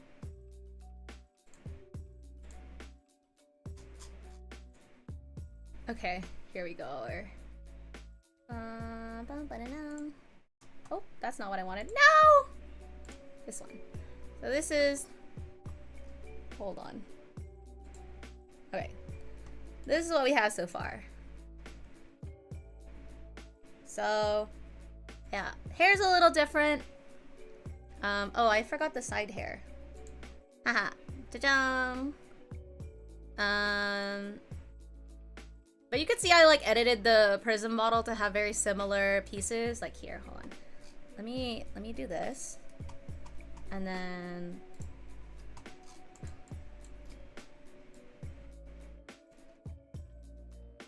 so this is like in terms of accuracy how close I can get. So yeah. I edited a lot of the textures, but there's stuff that I didn't edit and didn't bother with editing. But this was as close as I could get that I had the energy to do. But yeah. And I think the prism model is really cool. I used, actually, the Jenny model for a very, very long time. If y'all have ever heard of the Jenny model before. I used the Jenny model for a while, and then I also had a chibi model that I used for a while. So, honestly, like, if you've already started streaming and you feel like you definitely want to continue streaming and you like it and that kind of thing, and you feel like you can, like, you have the money for it, basically, like, I don't see why not, but basically I would only recommend spending the money on a model like the Prism model or the Suica model, or what's the new one? There's a Twin Tails one, and there's one other one that came out recently. There's a lot of customizable models out there now, but anyway, basically my point is, until you've decided that you're kind of either have the extra money or want to like upgrade your stream, I probably wouldn't recommend getting a model. But if it's between like buying a full model, like a custom model, and using a customizable model, I do think a customizable model is way budget friendly, way more budget friendly than a full, you know, custom made model. Deadass just bought a new custom chibi model. Wait, like full, like wait, like you, like not. Oh, okay. My brain just broke. Which one is it? I thought about making a customizable chibi model like a long time ago, but I never ended up doing it because I didn't have the time or the energy, and it was basically gonna be like my farewell gift to all my VTuber children that I left behind. But yeah, that's what that was. Also, thank you for the hydrate, stretch, and save redeems, Doug. Oh, okay. Also, hi Nate, how are you? I'm good, personally. Wait, that is so cute. What the heck? What the heck? Also, the Control Z spam or like smash button, that's so cute. That's so cute. I'm a fan. I just need to draw my own model, TBH, because I've drawn like 4 of them but never rigged any of them because I never stuck to a design. You want to know something funny? That model I just showed you is my 9th model that I did for myself. And I have 14 VTuber children. I think only 3 are active still, but yeah. Yeah.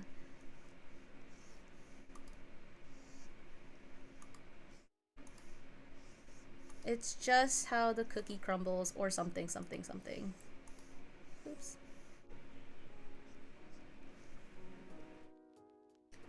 Dropped a little something for you in the Miao gallery. Oh, I will take a lookie. Oh my god! Thank you! Oh my god, I will definitely upload this to Discord and to... I think I have Twitch emote slots left, so I'll add it to Twitch as well if I have slots. Thank you for the Doro! I don't even know how you would say Doro, but like meow. Meow-ro. That's confusing. Thank you so much. I love it. hope you've been well though. I feel what's the word? I feel more accepted into the nikke community. Doria, wait! You might be onto something.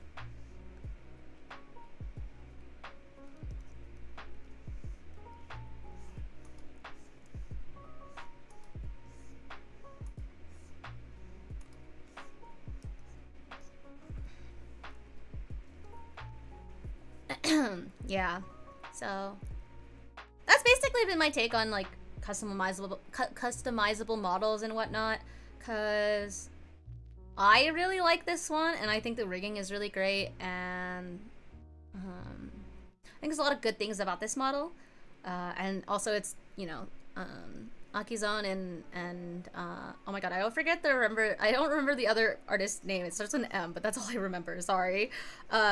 They put a lot of love into this model and they're continuously updating it, which I think is really great.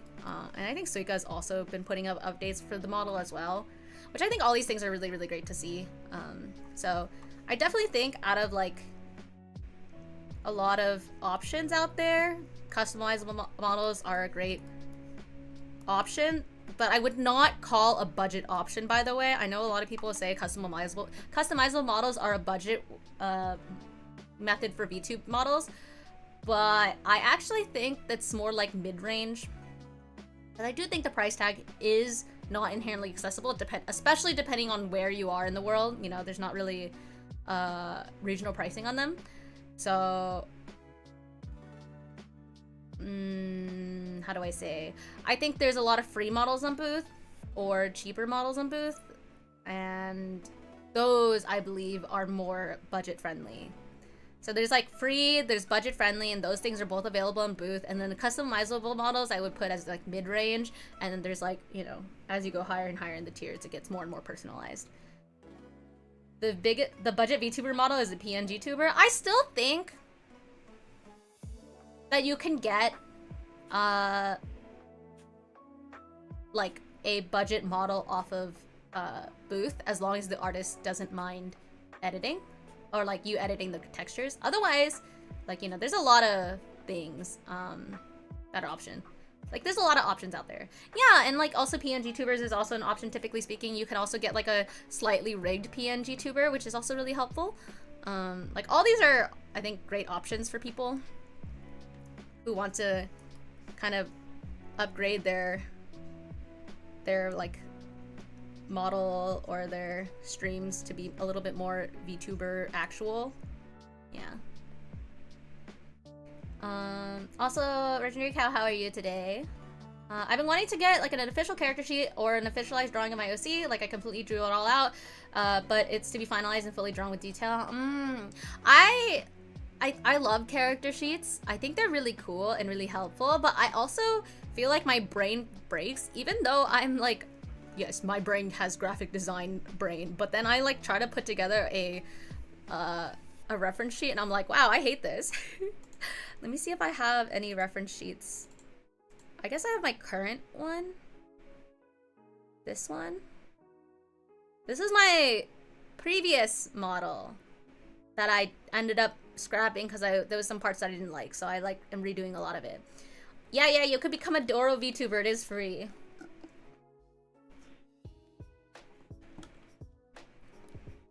Yeah. And I think too, like, reference sheets don't have to be like crazy. I think the turnarounds are really nice, just for like obviously like reference sake, but honestly, it's not like 100% necessary by any means. Cheers to the thigh highs. I love thigh highs. The thing is, IRL though, I actually have to tape down thigh highs because my thighs are too powerful that they just shove off the that the elastics either like start breaking down or like it can't grip it well enough that when I move they just like slide down my leg. So I just have to tape them in place so that my thighs don't like free themselves. So get a garter belt, even better. That is why my design has a garter belt, like my actual YouTuber design, because I was thinking about that. But the thing about my VTubers thigh highs is they're actually boots. And did you know I actually bought Miao boots? I've been slowly I feel like I'm collecting the pieces of Exodia for this, but like I've been slowly collecting pieces and pieces of for like the Miao cosplay that includes the thigh-high boots, and I actually found a pair of platforms that work really, really well that are, I think they're not quite thigh-high, I think they're like knee-high-ish. However, I think that's good enough. I think that's pretty close for the fact that it's very strange and specific thing I'm looking for. But yeah, I was kind of stoked about it. It took a while to find. I was like hunting for a really long time for it. I was asking cosplay groups like everywhere, being like, does anybody know where I can find this? I was like, help me, I don't know where to find this. And people were like, I think you just have to like do it in 2 parts. And I was like, damn it, I don't want to do it like that though.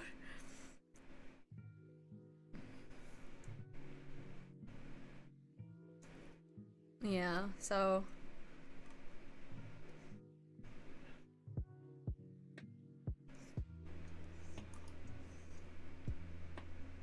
wait. Maybe... I didn't know you drew. Do you have a VGen? I do. I think there might be a command. I'm not sure. But I do draw. It's actually my job. Before I went back to school, I was a full-time freelancer and artist alley artist. So that's my primary job.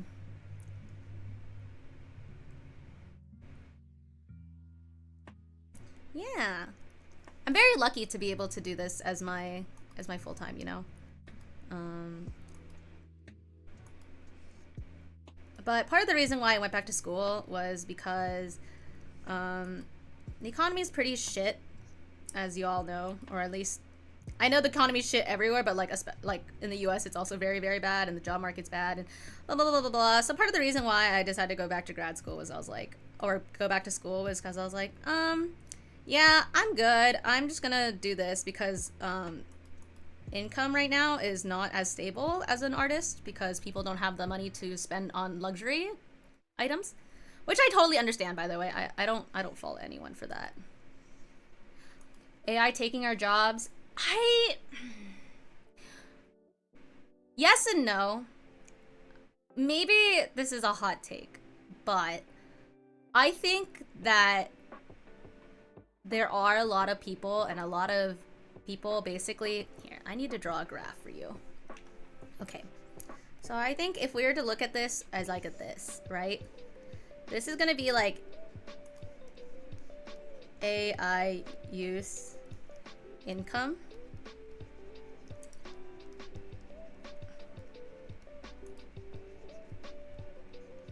Okay, so if you see it like this, right?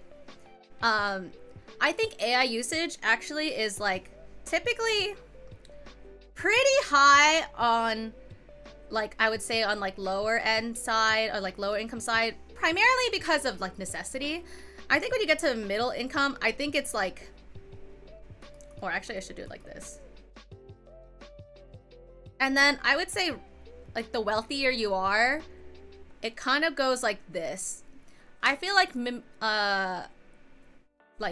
middle class people are probably the people who use AI the least because they've basically experienced both sides of it, like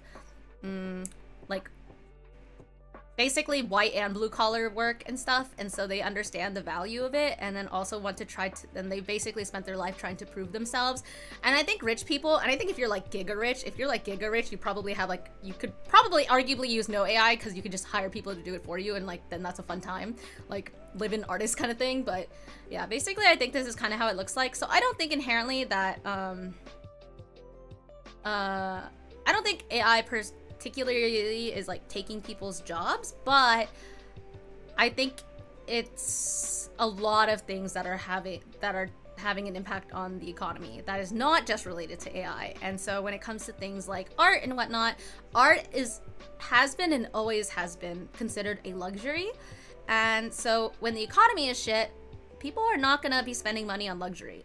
Except this is an economy class, guys. Except right now we're in something called a K-shaped economy. I don't know enough about this personally, so I'm gonna pull up a better diagram actually. We're in like a K-shaped economy.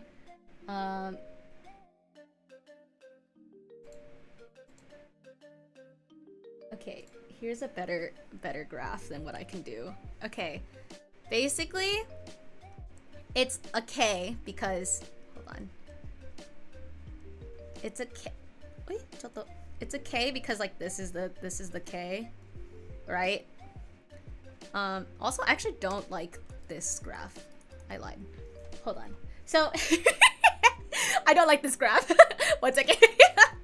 Okay, so basically it's like in terms of economy, it's going down, right? And people who are on the lower income side, their income is going down still. They're not able to afford as much. But if you are like middle class and higher middle class, you actually also followed this, but now your spending power is going up. So this is the K. And so so essentially you see that a lot of people who are in upper middle to high class able to have spending power because they're not struggling from like the bottom end of economy issues and stuff like that. So there's a lot of like industries particularly that are not struggling as much and that are typically associated with upper middle class to wealthy class, versus there's a lot of economy or a lot of industries that are struggling because of the economy that are typically associated with like lower income. But yeah, I'm a CS major and there's some legitimate concerns with AI, but not everything is going to be supplemented. Yeah, and like people are finding out too. People are doing the fuck around and find out that like AI can't do everything. As far as like right now, there's a lot of issues, but also like more so the issue comes from the learning stage, that people who are over reliant on AI are not able to learn, and they're losing their ability to learn and problem solve and whatnot because they're relying on AI to do so, which is making it so that AI is doing better than the people because the people are actually just using AI instead. So it's like the more they use AI, the less ability they have and the more reliant they are on AI, and then the cycle continues and continues and continues and continues and continues, you know?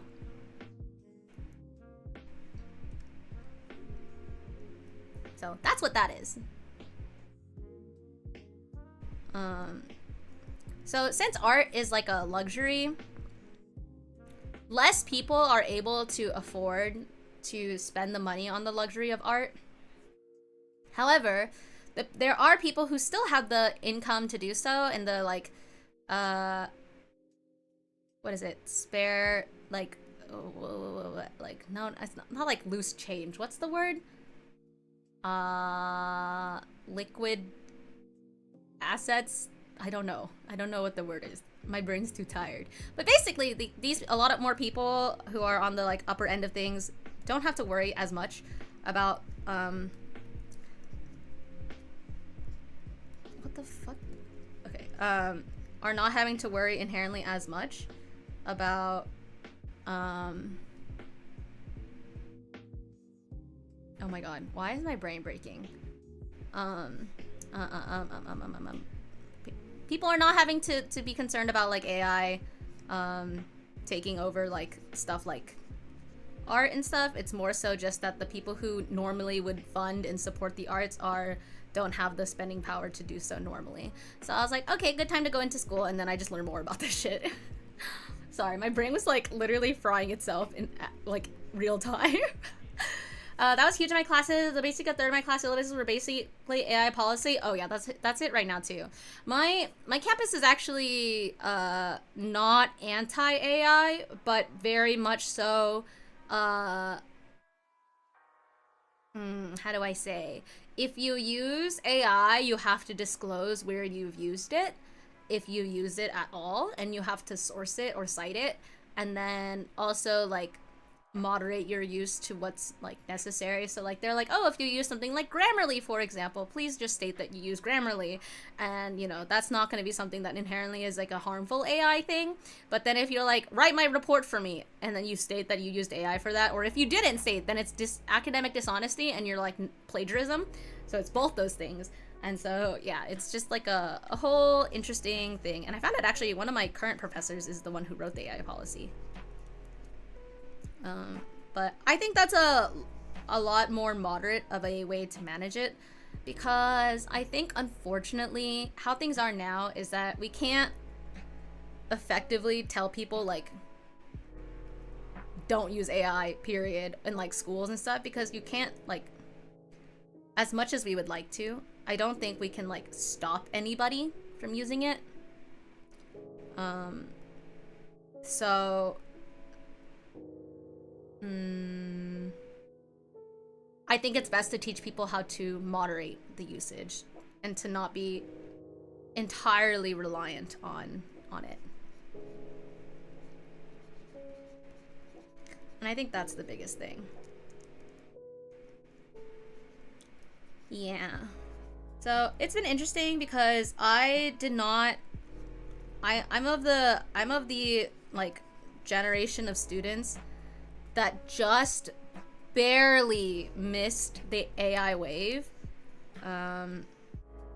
when it comes to like education.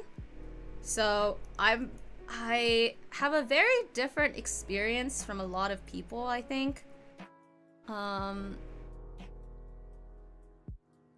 of this current like people my age who are having difficulty with this, because I also graduated early, so I like actually literally just dodged AI usage, or like the amount of AI usage in school. So yeah. Hello Studio Rally, how are you? Like loose stuff, can't stop it, can't moderate it. Yeah, exactly. I mean, we've learned throughout history that banning stuff actually is not effective at fucking all. And all you're gonna do is make people want to engage with it more, right? Because if you think about it, like, in the US we had, what was it called? It starts with an R. It's the what's it called? What was it called when they said no more alcohol? I don't remember what it's called. Oh no. No, it's not an R. Prohibition. Why did I say R? What the? Hello? Meow? Are you okay? Wake up. Yeah, prohibition. Jesus Christ. When prohibition happened, people just started smuggling more. Like, that's actually worse. It's not regulated at all, because you're just outright banning it, then people are just gonna do more harmful things than necessary just to do it. And some people just do it to do it. So like, I don't know. I'm a big advocate for moderation, and so I appreciate that my campus has been like pro moderation rather than like, you know, all the other stuff. My biggest issue with AI is I don't think it's being utilized properly. I use it to focus on healthcare and infrastructure stuff, etc., compared to the art and then the fuckers using it to make people naked. Yeah, I agree. AI has a lot of power to do things that we haven't been able to do, like stuff with healthcare, and again, like stuff with like, yeah, exactly. I agree. But instead we're using it for like stupid reasons, like reasons that like don't actually provide any value. So I think it's stupid. And a lot of that is, I personally believe that the company owns the AI's fault. I see. I could see that.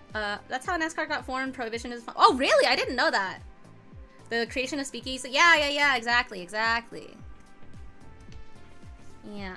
I'm of agree.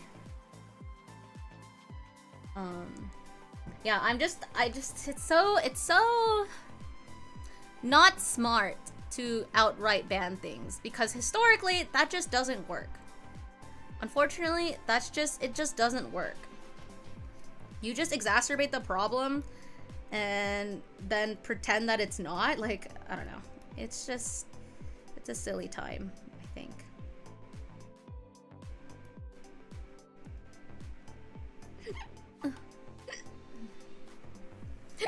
Oh my god. I'm getting fucking attacked by hiccups. I still think about that one healthcare company that trained AI to detect breast cancer super early. Yeah, we were just talking about that in my class. Yeah. It's super cool. Pretty sure there was another example of AI being used for DNA sequencing with its cool. Yeah, see, healthcare and the sciences using AI to help as like basically using AI as like a alternative and more accessible like supercomputer for people to do simulations and modeling and that kind of stuff. Like things that normally would take forever to do, it expedites that process, which helps us a lot, right? And like, because AI is just pattern recognition, right? And people also have pattern recognition. But the thing is, people are just a lot slower than AI. So if we make the AI do all the pattern recognition stuff for us, like the really, really heavy duty, takes probably 1,000,000 years to do pattern recognition, we could progress healthcare and things like that really far and really fast. But unfortunately, we're using AI for stupid shit. We're using AI so we don't have to do our homework. Like, that's so dumb. That's so dumb. You're just nerfing yourself.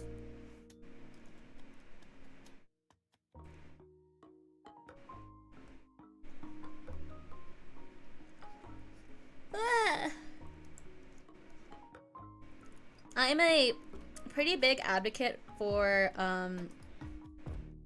if you're gonna use AI, try to use it on something that you know already how to do, basically. And don't use it for mundane things. Basically, if it's like you need to use it, fine. But use it on things that are useful, not mundane, and things that you already kind of know how to do, but to help you improve and do the thing better. A lot of the problems with AI come back to training and use cases. Ethics is one hell of a slippery slope I've had to spend way too much writing about. Yes, I agree. And I think too, is that the way we're built, unfortunately, is not, we're not taught moderation inherently. So, you know, it would be very helpful for yourself if you could teach yourself moderation better.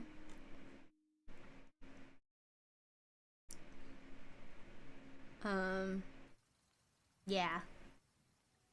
Only thing I really use AI for is to teach me Python. I mean, see, you're teaching yourself though, right? You're using it to teach yourself something, which I think is a positive. Because the thing is too, is like, I've always been a person who understands that everybody learns differently and learns it a different way. And unfortunately, like, personalized learning is so goddamn expensive that, like, if you're able to utilize AI to actually understand something better and to use AI to make it so that you can finally learn this thing, like, I think that's a good thing. So, yeah. Excellent artwork, keep it up. Thank you so much!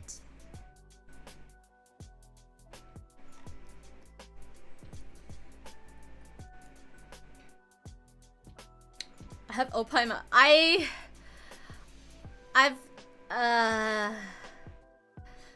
That's a long story. I did art for one, and I got samples made, and they disappeared in the middle of shipping, and so I like to believe out there that there's somebody, whether it's a post office person or some random who robbed a postal truck. They have two Opie Meows pads. Keep up the good work and never give up on your dreams. I'm doing my best. Yeah, it disappeared.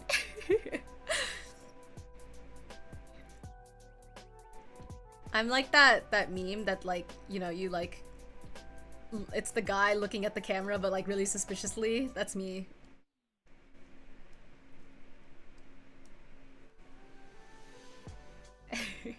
So I still offer it if people want it.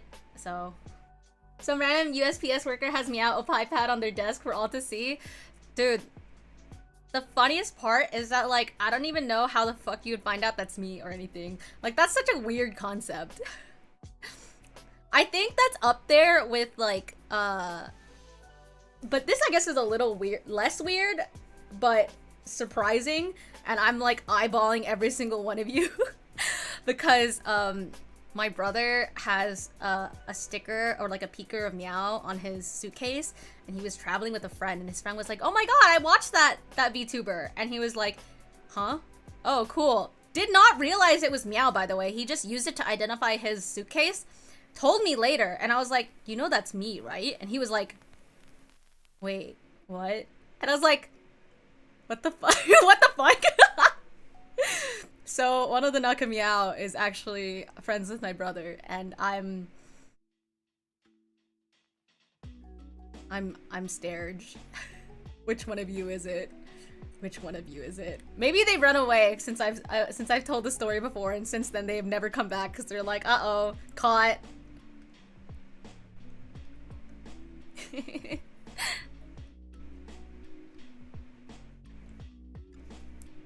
Would be very funny though. It would be very, very impressive. Oy, excuse me. Can confirm, not me. I'm too Canadian? How do you know? How do you know my sibling did not go to Canada? Actually, I literally think this trip was going to Canada. Suspicious. Suspicious indeed. Also, I have family that's Canadian. Do you do Valentine's Day comps? What do you mean?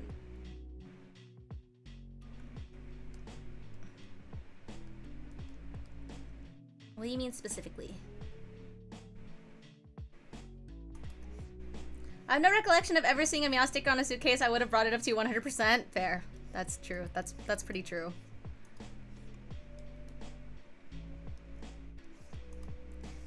It would be funny if it was he just mistaked it for someone else, but it is funny that he specifically said VTuber, you know? 2 chibi heads would be twice the cost. Hold on. I don't actually know my own pricing anymore because it's been a minute. I haven't really done anything but signature commissions right now. Oops.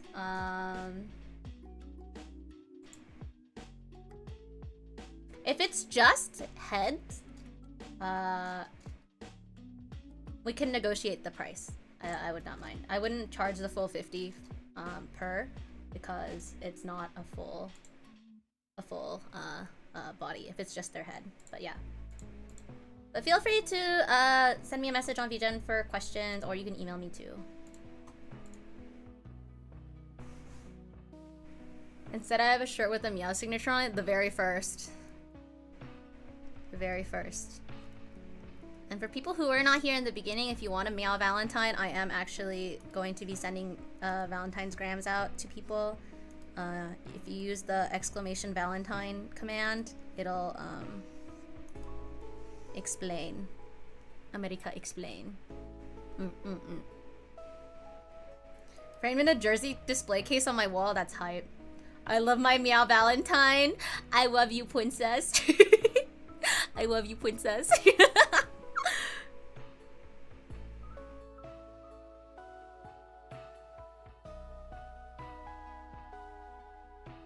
Hold on. I'm trying to find where's the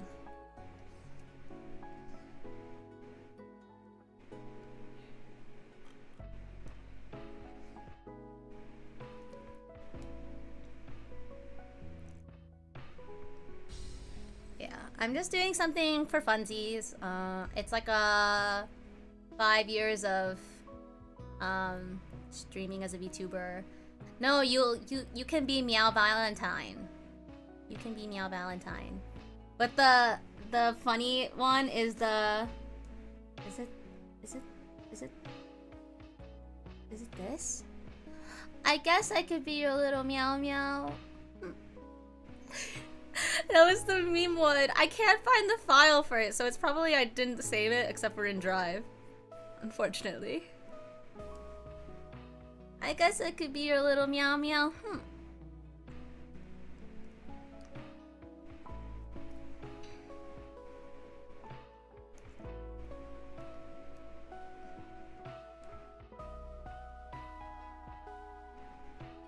Okay, I need to erase all the outside lines or inside lines. Oopsies.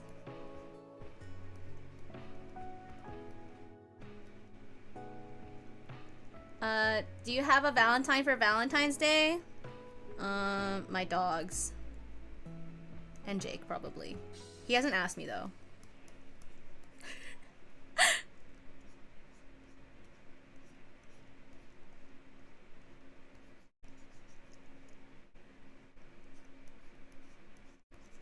Yeah, he hasn't asked me, so technically speaking, it's just me and the dogs.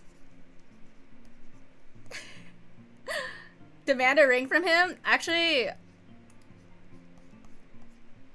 I'm not gonna finish that sentence. I'm not gonna finish that sentence because I don't want to say anything that I don't know enough about. But yeah, I agree. I think I'm very fortunate to be in a situation or in a relationship that I've been in for a very long time.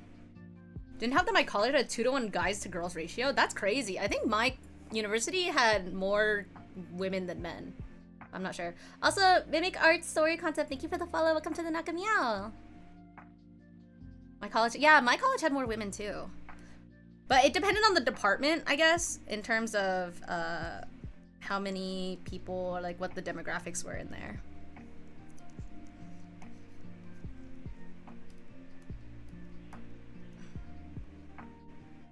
Yeah, that's fair.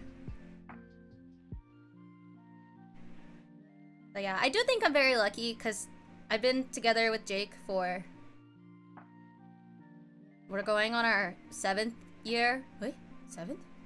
Holy what? 2019, 2020, 21, 22, 23, 24, 25, 26. Wait, so 8 years? That's 7, right? It's the 7th year. Yeah, yes. Okay.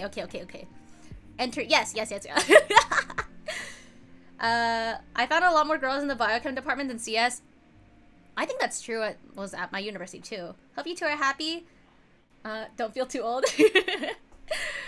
Yeah, it'll be 7 years in April. Soon. But I do empathize a lot with people who are trying to date right now. I know a lot of people who are actually single and struggling a lot. Definitely, I would say a lot more men are struggling to get into relationships. And then I think a lot of my women friends who are in the dating scene have a hard time finding people that they actually connect with, you know? And there's like a lot of reasons for it. But I do think a lot of people's social skills kind of got a little bit nerfed during COVID. So I think that didn't help at all. So that's also part of it. And also right before COVID was like the stupid, like, what the fuck is it? The like, I don't know what it's called, but oh my god, what is it? What was it called? That the Sigma alpha male shit, that stuff. For me, I'm just trying to figure out which VTuber to ask. Do I ask all or just one to be your Valentine? I'm gonna be honest with you. Regardless of whether they're public about it or not, I think a lot of VTubers are in relationships. I would not say though. I see a lot of posts of people being like, yeah, their manager is their partner, or their head mod is their partner, because that's definitely not true for a lot of people I know. A lot of people I know, their partners are not involved with their VTubing career at all. Unless it was like they met through it, then that's a different story, but typically speaking, like, that's not the case. In my server, I have Jake named as Manager-san as a joke, but he doesn't. The only thing he does is occasionally be like, yeah, Miao can't wake up, so, no stream today. That's it. That's all. I think my biggest issue is I'm content where I am, so I haven't downloaded any dating apps or really put myself out there after the last couple experiences. That's fair. I think that's fair. Because, honestly, if you want my honest opinion, I don't think people should rush to try to be in relationships. I think sometimes, they happen over time. And I think that finding relationships is actually harder when you're actively looking for them, because then you're approaching every person with that in mind, and it becomes harder to get them to know them genuinely and to present your genuine self to them, because you're also in the back of your head thinking that you want to date them. I could go on forever about this, because I have a lot of very strong feelings about things like the friend zone, because I don't believe the friend zone exists. And so, yeah, that's my primary thing is that I was gonna say, I think it's okay to just let things happen and create meaningful friendships with people. And if over time something else happens, then I think that's great. But I don't think there's really necessary to prioritize or focus explicitly on finding a relationship, because I think that people who typically focus a lot on like the romantic relationship, like seeking romantic relationship, it's like to them almost anybody will do, and it's not about connecting with the person, it's about being in a relationship. And then at that point you're in love with the idea of a relationship rather than the person you're in a relationship with, you know? Does that make sense? Chalky or strawberry milk? Chalky milk, but I do like a lot of strawberry things. Honest to God, I really like chocolate and strawberry together. Yeah.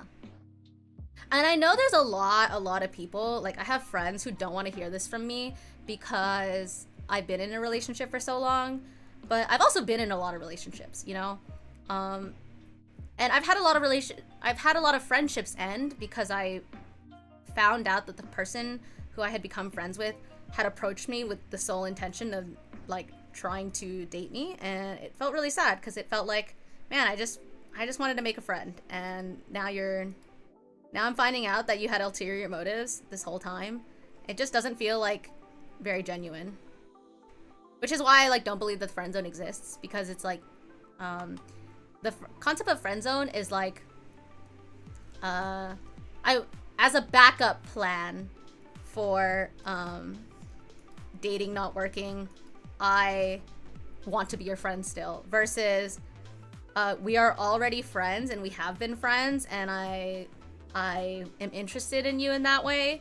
And if that doesn't work, then we can just continue being friends, maybe, if that is what makes you comfortable. But it's not like I approached you with the intention of being like in a relationship with you. That's never been my primary motive or primary focus.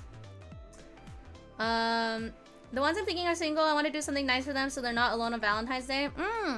That's fair. I think regardless of whether it's like romantic or not, I think that it can be nice to just have like, maybe attention might be a strong word, but like shown that you're valued by somebody. I think that's always nice, regardless of like whether it's like a romantic thing or not, you know? So, understandable. There was actually a tweet I saw recently. I want to pull it up because I thought it was a very good tweet that explains how I feel about this very, very well. Hold on. Let me see if I can find it.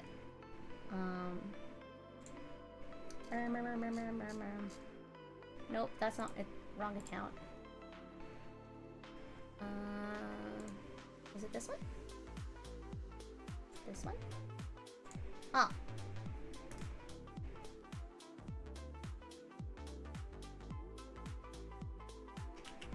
Okay. Okay. Okay. This is the tweet I saw. It says, I married my best friend is different than, I just found out my male friend secretly likes me. It's like, you met someone, talking stage, realized you liked each other, but took things slow, found out you were compatible in so many things, had each other's back, built a friendship in the relationship, and then like, romantically. I don't inherently think marriage is like what it's has to be, but the context of this is like I married my best friend, right? And it says, I just found out my male friend secretly likes me is more like you met someone, you started talking, told him you prefer friendship between two because there's nothing attracting you to him, and then they accepted that, and then sometime in the future, they came with love motives. Or even like when they initially approached you, they had the interest of approaching you with like a romantic intentions, and I think it's very different. Nice of you. I find it sad that some people are getting more isolated on the digital age and no one reaches out to them. Yeah, I think it's nice to show people that they're appreciated, and I think that as long as you are respecting boundaries, I don't personally see a problem with it. I just want to girl yap about Nikke. You don't really get to girl yap with the guys. No, that's kind of fair. I noticed that a lot of Nikke creators are actually women, so I've always thought that was very interesting, because, well, I have some opinions about it, but overall, I think it's like kind of nice to see that it's not just like goon. Yeah.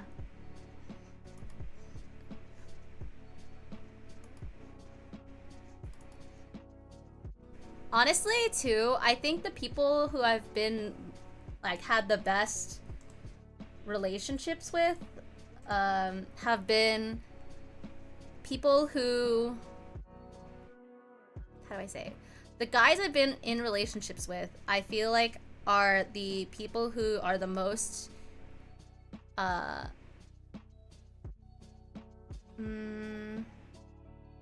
willing or accepting of not or rejecting hypermasculinity, and so being okay with being like emotional and soft and open about things, and it's just more what's the word, like conducive to a functional friendship and relationship. So that's just my take on that.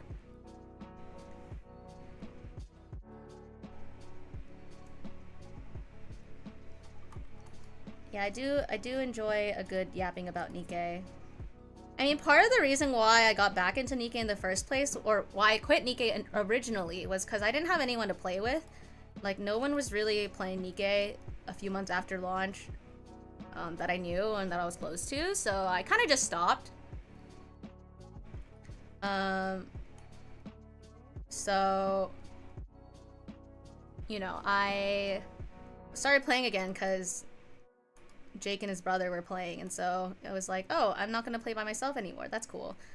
And so that was nice. And both me and Jake are very invested in like the story of Nikke. Why is that more girls are like Nikke more than guys or stream Nikke? I don't know about why they stream per se, but I do know why it's popular, and it's not a particularly happy reason, okay? And this is not inherently like confirmed or anything, but I think that I hope I don't get I hope this is not like taken out of context, but I think the thing is WLW, sapphic, or like lesbian relationships are very fetishized and generally considered to be more accepted than like two men in a relationship, because it's like a category of male fantasy.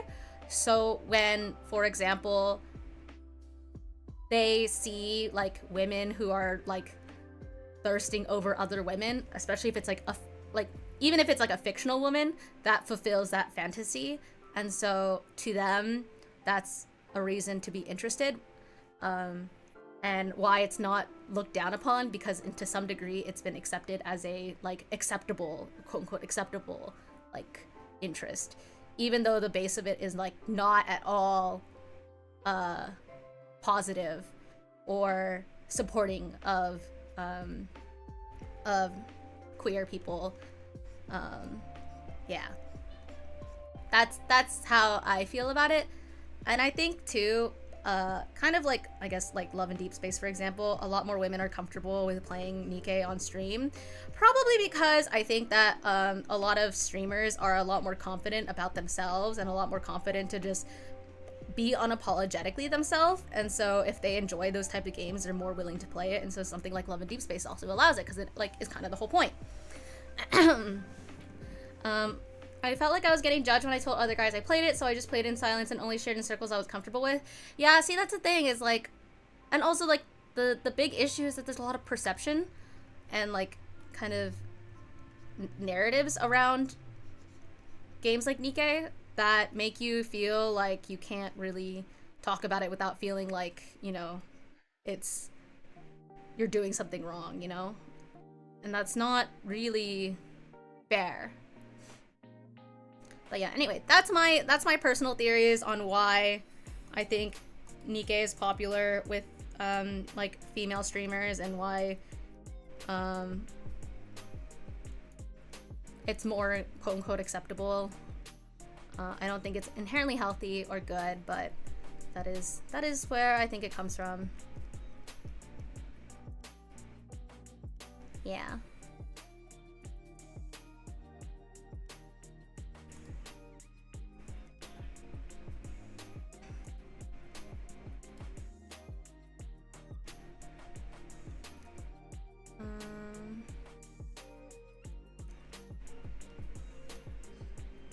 And I'm not trying to like shun people who have that perspective, I guess. It's just, in my experience, has been not positive. The Nikke community is pretty tight. I've been streaming it since day one of PC release, and those who stream Nikke are incredibly comfy and welcoming to talk like yourself. Yeah, I think that's true. I think a lot of people who are active in the Nikke community have been really, really kind and accepting, because they know a lot of the times how other people perceive like Nikke players. And so Nikke players have been typically more welcoming and accepting, because they're like, they know people are in it for different reasons, but like at the end of the day, you guys all just like this game, so like why have issue with it? And I personally really love that. I really like that. And I know that a lot of people also got into the game for like sexy anime girl reason, but then like ended up really enjoying the game, so they stuck around. Like, I know that's the case for a lot of people. So yeah. We'll say Siren's coming together nicely. Pretty cool to see it come together in real time. Thank you so much. Does anyone have any recommendations on who to draw next? Which pilgrim?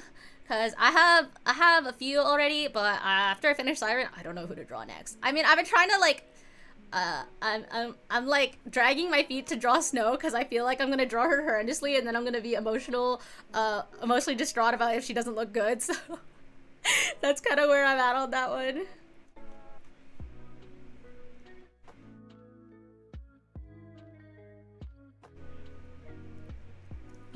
I like the cute girls and stayed for the relationships made along the way. That's great. I would say Snow or any of the other pioneers. The only pioneer I haven't drawn yet is Rapunzel, I think, and Snow. I've already drawn Red Hood. Actually, I can show you guys. I think she's actually available on my, wait, hold on. Maybe I could do this. Can you hit the exclamation shop? I think she's on my Etsy already.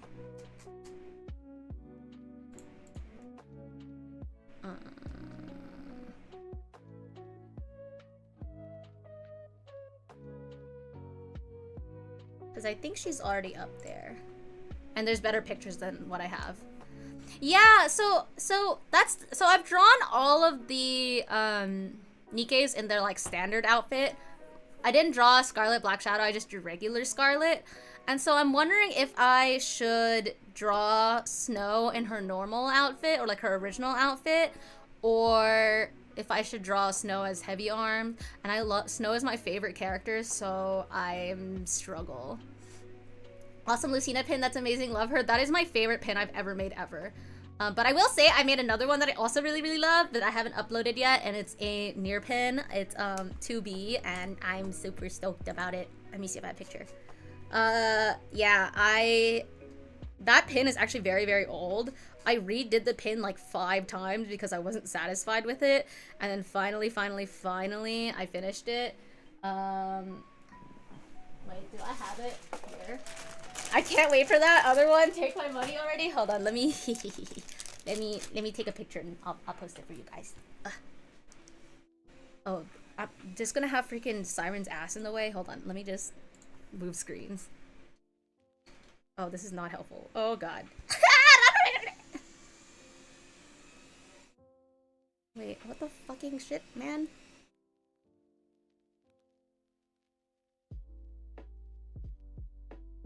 The glare is painful. You can't really tell that it's sparkly. Here, Duck, I'm just sending it to you because it's easier.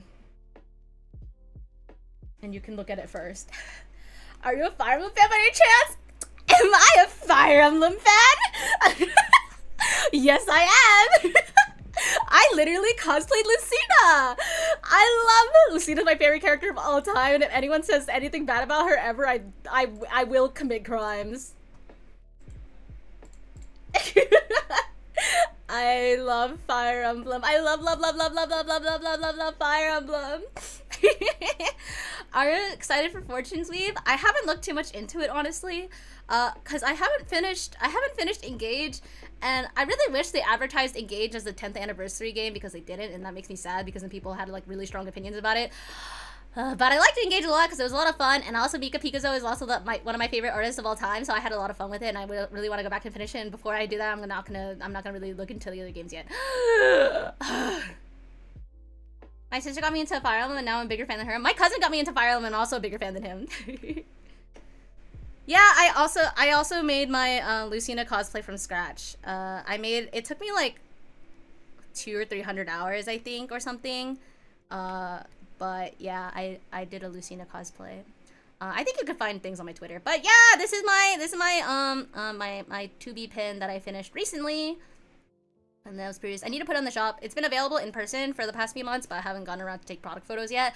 But it's in the same style as the Lucina, which I love a lot. And yeah, so I'm gonna actually, since you guys are here, I'll tell you, since I'm not doing as many cons and not doing like that many merch things, I'm gonna actually focus a lot on making more pins like this. So like really high effort, like video game women pins, like stuff like that, and maybe other silly ones too, but I really want to invest more time into doing these pins because they feel so satisfying. I spend hours and hours and hours and hours and hours perfecting them. I've gone through so many iterations of them. Like the Lucina pin, I wonder if I have like the original design for the Lucina pin, and I can show you like kind of what I mean by I scrapped it so many times because I was not satisfied enough with what I had done. Let me see if I can find it.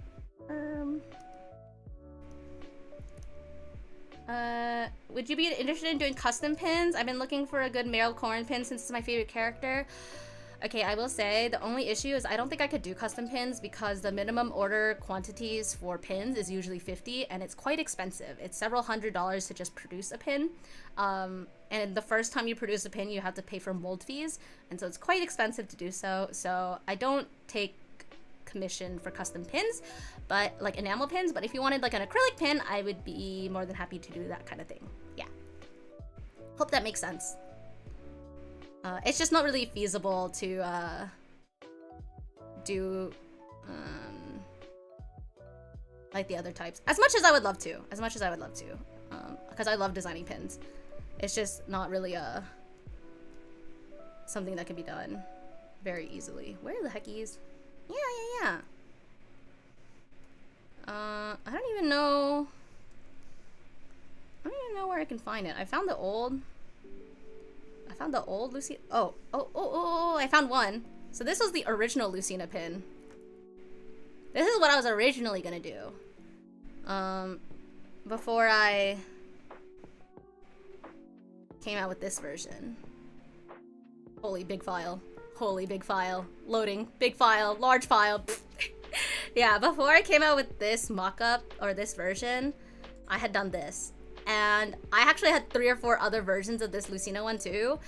And I wasn't satisfied. I was like, I feel like I could do way better. And then I got inspired by the cover of Awakening. And I just went with this instead. I ended up redesigning it a million times over, and I came up with this, and I was a lot happier about this than than the original concepts. But yeah, and you have a good eye for graphic design. Thank you. That's the only thing I have any kind of training in. I've never taken an art class in my life. I've taken one graphic design class, and that was yeah, that was a long time ago. Love the butterflies. Me too. I was like super inspired by the cover of Awakening. I was like staring at a million pictures of Lucina, and I was like, wait, I have an idea. And then I tried it, and I was like, I love it. And it's still my most popular pin to this day. I've had this pin since 2023 or something, 2022, 2023. And what was I saying? And it's still very popular.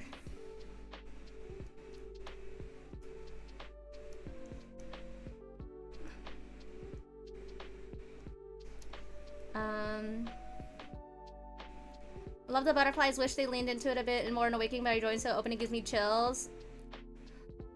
I freaking, oh my god. If anyone plays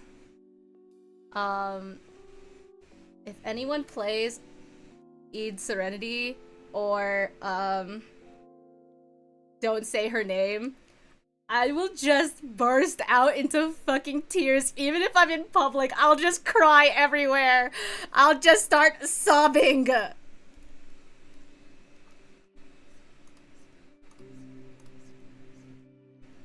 I'll hear the first like 2 notes and I'm just immediately on the floor. Loki might buy that. I would say you could also probably find me at a con and get it, but I won't be at cons. I don't know where you're based out of, but I used to do lots of cons around the US, or like up until this year. But I mostly did California cons, so debatable. But yeah, it's one of the few pins I have a lot of. I feel really silly. My second best-selling pin I forgot to restock on the last time, which was my Lugia pin. The Lugia pin is way more popular than my my Ho-Oh one, which makes me a little sad because I like Ho-Oh a lot. But something more for me, I guess. Personally offended on the behalf of Ho-Oh. Yeah. I love Fire Emblem. Fire Emblem is one of my favorite franchises of all time. Although I will say, because it is one of my favorite franchises of all time, I do have opinions about Three Houses, and they're not what everyone else thinks. I don't particularly like Three Houses, despite the difficulty. I think the sim part is not fun. Yes. I won't lie, part of the reason I like Lugia more is how funny the lore content— Dude! Oh my god, why is he in the ocean? Why is bro in the ocean? Why is his type— why is that his typing? Oh no, I agree. The characters are great, but I just feel like it's very unfortunate, you know? I think I like a lot of the characters, but I feel like they're kind of mismatched. Yeah, I don't know. I don't know who my favorite character in Three Houses is, honestly. I enjoy Byleth because I like women. But I otherwise don't really know who I like for characters because I didn't play enough of it. I really tried, but I couldn't get into it. Like the third or fourth day where I had to, you know, not do a skirmish, but like had to do the sim stuff, I was like, I'm out!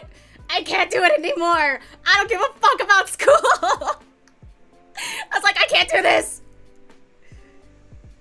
Ho is super majestic and respected by the dogs and is mystical and shit, and Lugia just has to throw hands with 3 legendary fucking birds nonstop to keep them in line, not destroying cities and shit. Yeah! Also, like, I don't understand his typing! What the heck? Why is he psychic flying? That doesn't make any sense! It doesn't make sense! Wait, I think I know what image you're gonna send me. Wait, I'm gonna pull it up, and I think I literally know what it is. Yeah. Yeah, this is exactly what I know! Oh my god! Yeah, I knew exactly what you were gonna send me when you said you saw a comic about it. Yeah. It recently came onto my feed. That's so funny.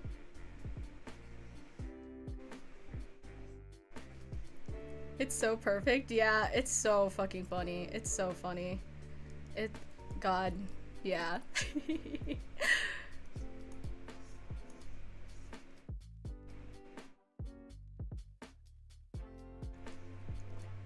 That comic pops onto my feed like once a year at this point. Kind of same, I think. But this weekend, hopefully, I'll try to update my shop. I'm also gonna try to update Kuno's shop. So my big goals for this weekend are upload set 2 of my Uma charms. Oh my god, I'm burping everywhere. I'm so sorry. Set 2 of my Uma charms and 2B pin and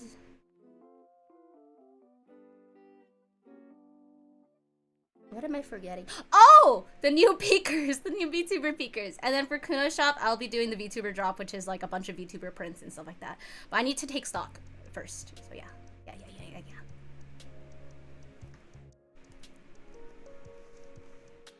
Just every once in a while, I start quoting, "Leave me alone, you stupid ass birds," and my friends are confused. Lugia is definitely on the team, like, birds work for the government. Birds aren't real and they're spies for the government.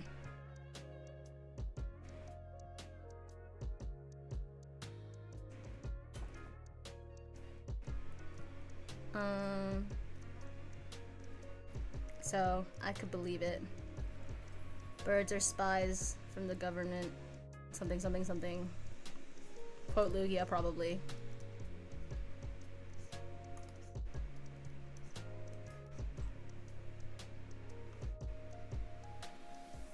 Wait. Oh, okay.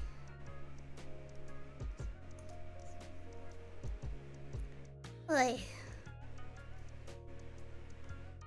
Dude, I feel like when I was drawing Siren, I had to make sure you could see her back muscle because, Siren is actually carrying the entire weight of the world on her back. Like, all of humanity is she's just somehow... She's crazy. How'd she do that? I think I'm gonna remove this line. She's so goated for that. I know, and nobody knew. She just does it because she cares. I like Siren a lot. I ended up liking Siren a lot more than I thought. Also, I will say, I think Siren, in terms of appearance, is maybe my number 2. Like, is number 2 in hottest nikkes for me, I think.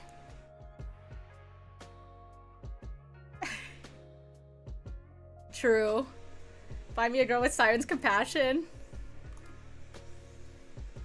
True.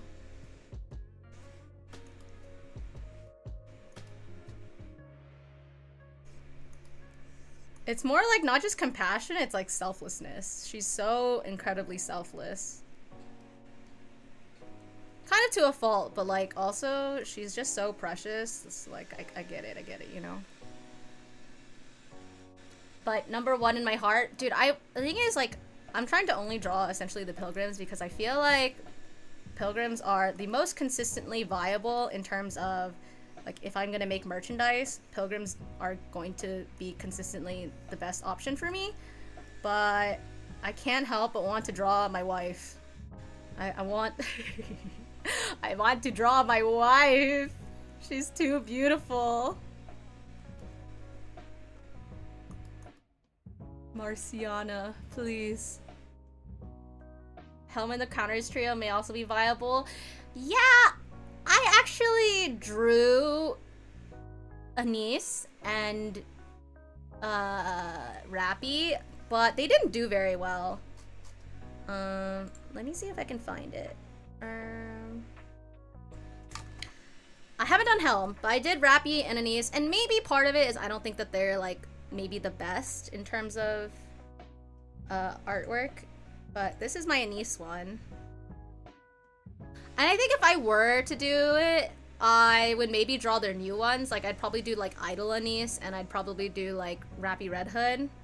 So this is the Anise one. She was not very popular. Anise is my favorite. I literally have her Nendo. And this is the Rappy one. So maybe it's like quality-wise doesn't feel as good. But yeah, I tried and they didn't really sell, and so I just discontinued them, unfortunately. People were not as interested. I do want to draw Liberalio. I don't know if... Basically, I don't know if I should do her next. I don't know how popular Liberalio is in the West. I know she's really popular in like Asia. But I have no concept of how popular she is here. You know? Surprisingly, there's not a lot out there, TVH. Like, a lot of merch or a lot of fans. I think she's moderately popular. Okay, okay.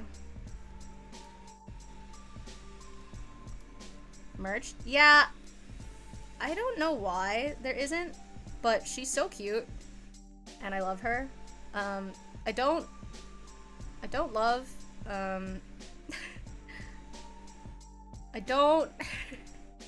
don't love the shooting pose that they have given her. However, I do like the rest of it, you know? I literally bought the official Nikke Liberalio standee. She's so tall. She's so large. Because, like, all of the Nikke standees from Shift Up are super, super big. And part of the reason why I bought it is because there wasn't a lot of merch of her. She's kind of in that second tier right now with Crown and Nayuta. I feel like Crown has a lot of fans. I feel like Crown is crazy popular. And I tried drawing Crown. I guess I could show. I think I can show you. I tried drawing Crown. Oops. But I don't like how she ended up looking. I don't love this. I feel like it's a lot to look at. So I kind of want to redo it. Yeah. But the thing is, I think a lot of people like Crown, but I don't know how many people like Crown enough to buy merch of her. You know, I think that crowd is different. The crowd for interested or like loves the Nikke versus would buy merch of Nikke is actually quite different. And I've learned this pretty quickly about a lot of gacha games, is that even though somebody is really popular does not mean that their merch will be popular. And so that's been kind of like a lesson to learn over time. So it's been interesting. Trying to navigate that.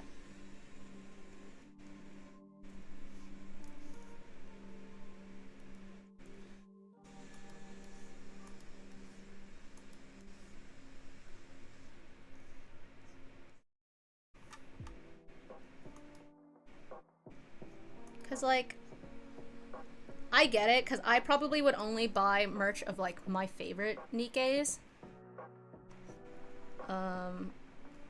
Or ones I really, really like. Or if the merch is particularly compelling, right?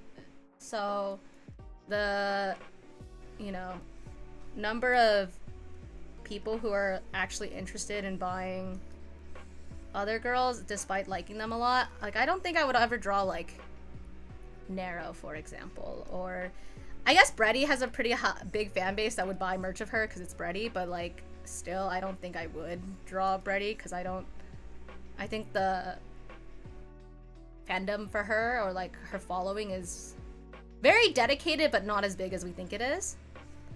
And then, you know, Dee seems popular.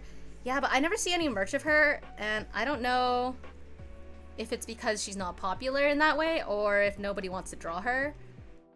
I just think the Pilgrims are basically the safest, but even then, for example, Scarlet didn't really sell. It took a long time to sell Scarlet. I think part of it is because I think people like Black Shadow more. I think just everything about her seems like so sick. So that's part of it, I think. But in addition, like, Dorothy sells okay, I think. I think the best ones are Cinderella, partially because I think her booty is out, but also Dora's is too, but whatever. Cinderella's popular, Red Hood's decently popular. I think in order it would be Cinderella, Red Hood, Modernia, Dorothy, and then Scarlet. There's a new D figure coming out by Good Smile. Yeah, I think so.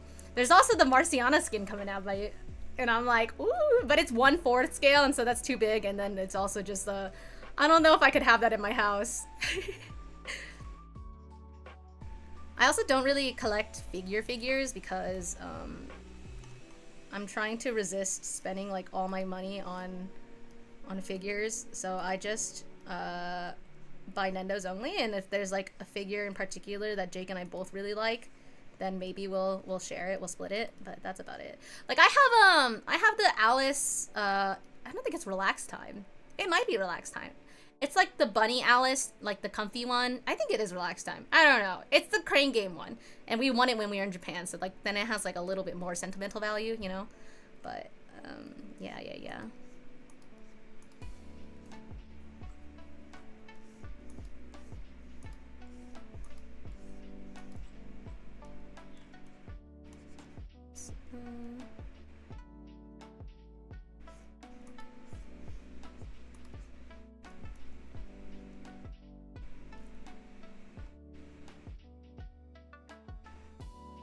There's been a lot of Nikke figures being announced. I want like I think they're blind boxes of the chibis.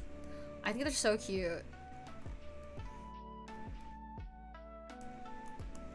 I think that's like, I feel like me being like, oh yes, I want the chibi ones more than the other ones, or like the Nendos and stuff, is very big evidence of I just think chibis are so cute, and that's why I draw them. But I think right now, in terms of maybe like popularity or how well chibis do for sale, it's like it's not been crazy. But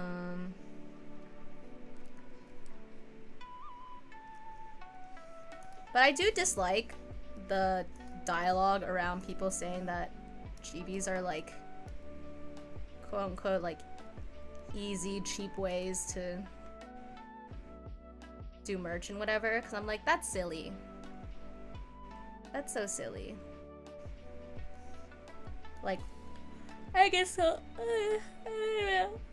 Excuse me. I think it's silly to say that chibis are like low effort. I mean, I've been here almost 3 hours and I'm still working on just her butt.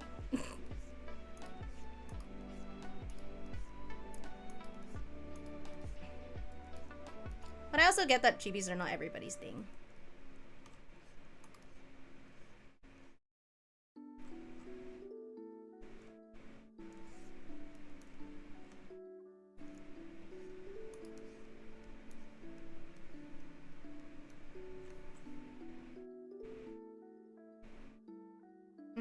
Hold on.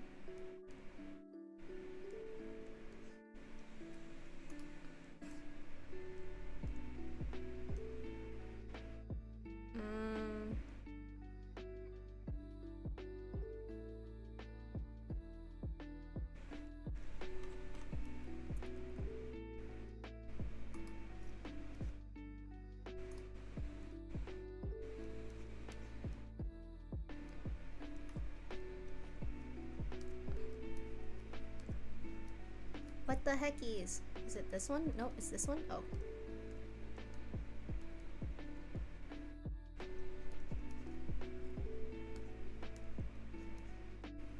Okay.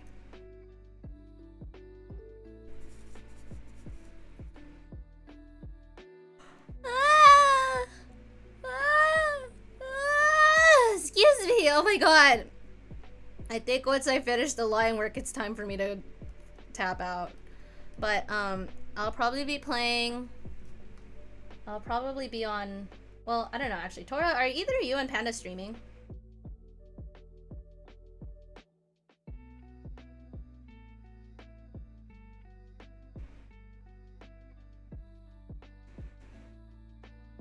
I don't think anybody else streaming? Okay. Okay. Oh my god, Reaper with my princesses! I'm so excited.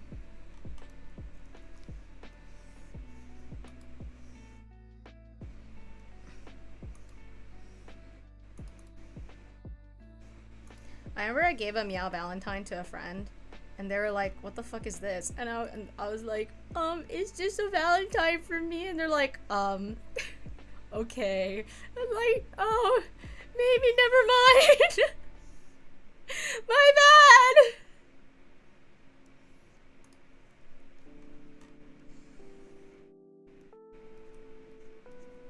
I do hope that people who I know that did not receive a Valentine from me don't feel personally offended. Honestly, it was like if I was interacting with you during the con already, then I probably just ran over to give you one at some point. But other than that, it's not personal. Or it's entirely personal, I don't know. You'll never know.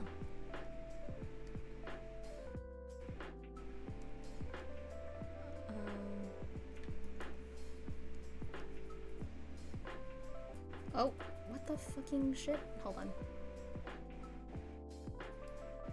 Wait, hold on.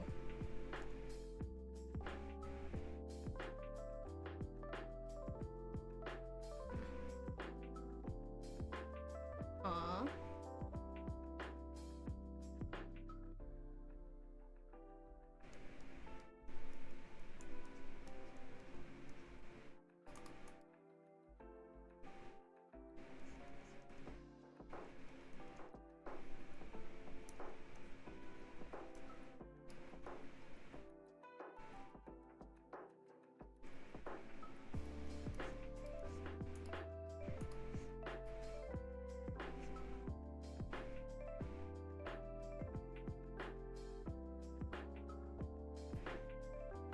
Okay.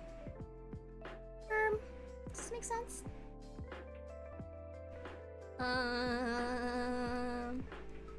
What is this? I don't know what this layer is.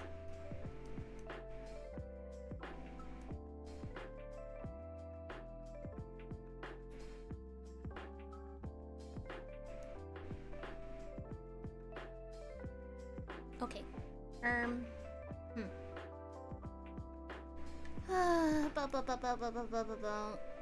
Alright, let's do flats real quick and then we'll probably tap out. Uh-oh.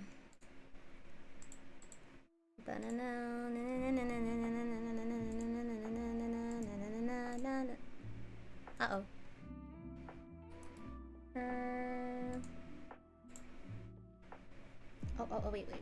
Trouble. Wait, what? Oh, never mind. I don't know why I did that.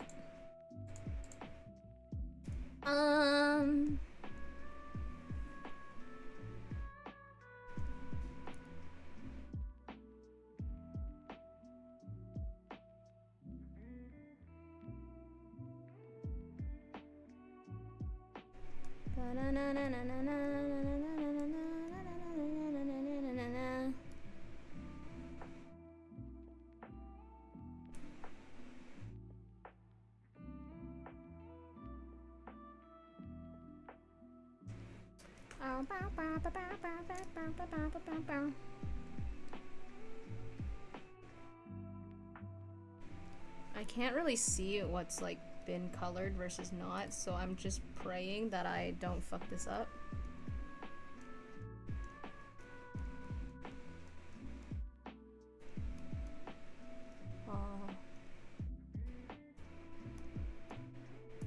Oh, fuck me. Ah!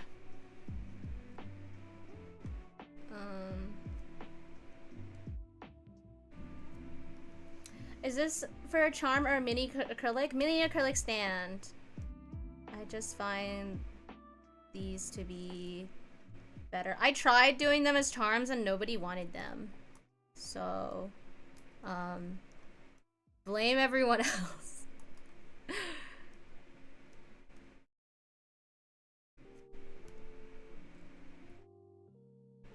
Wait, what the fuck? What is that? Eh? Oh shit. Okay, hold on. Yeah, I don't know if I'll do Nikke charms in the future or not. I tried. Maybe I'll come up with something else for different units or something, but maybe not the pilgrims. But yeah, I tried to do the, I tried them as charms and they didn't work out. Nobody wanted them and I was like, okay. So I started giving them for free to my friends who like nikke and I was like, here, please take this from me. I was like, nobody wants these. You can make charms into acrylic stands, just make a stand for the charm to hang off of. That's actually what I did. And nobody wanted it. That's actually literally what I had done. Yeah, it was not all that successful, or as successful as I would have liked it to be. Yeah, isn't that crazy? I don't know. That's why I'm like, I had to think a lot about what type of things, like, what would the average nikke fan like in terms of merchandise? Which is why I haven't like committed to doing all that many peekers and stuff, because I'm like, I don't think actually all that many nikke fans care too much about peekers, and I think I was right. I think there's like a select few units that I think could do well out of my catalog, but like basically I just have Modernia and I have Alice, but Alice doesn't really sell. You think because you get 2 for 1? Yeah, I know, isn't that interesting? Yeah, you would also think that. I would also think that, but unfortunately that's not the case. I don't think people view it that way. I've seen people do it for other merchandise, and it does fine. Just not for nikke. I think people for nikke want to be able to see it better, so they want it to be larger, which is fair. I think when they're too small, if they're like a charm, it's not as easy to see and not as visible, and so they don't really want it as much.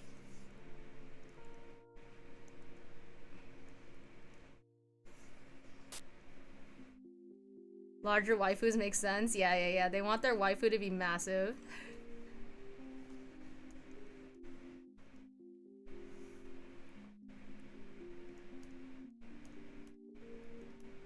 Your waifu's gotta be absolutely ginormous. Like a desk companion? Yeah.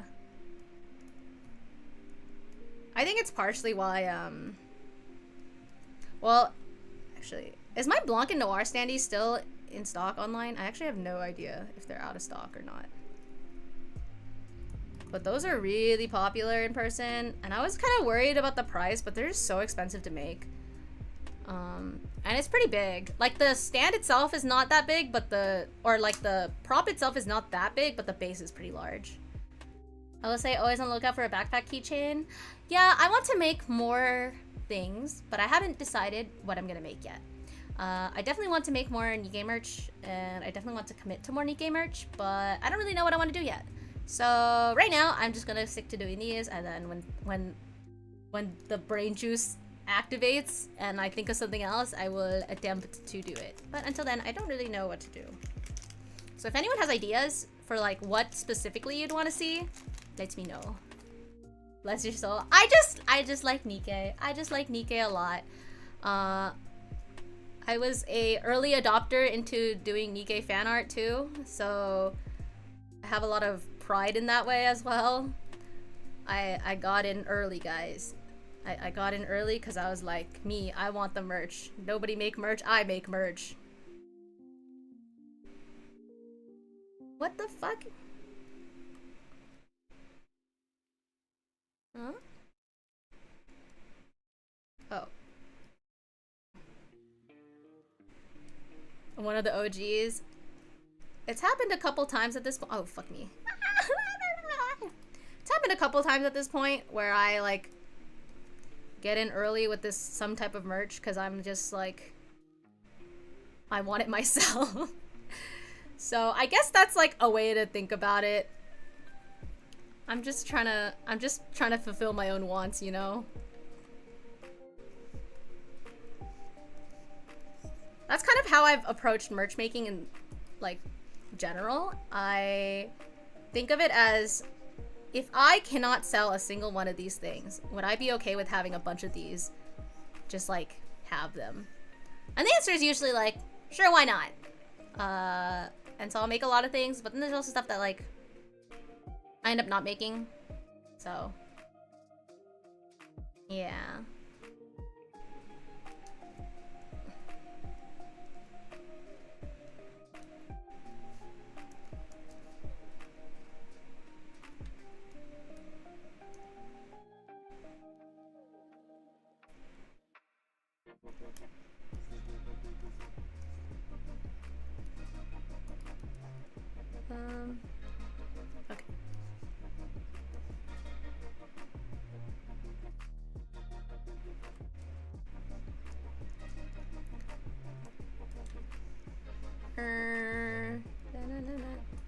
Wow, this is really light color. Did not know that.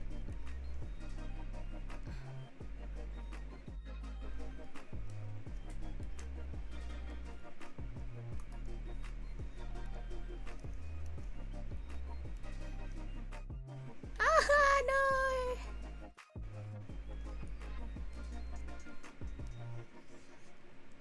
Why is it coloring this part? I don't understand. It's this part? Wait, why is it? Oh shit, I'm on the wrong type of. Oopsies. It's like, I don't understand why this is doing this to me. Oh no.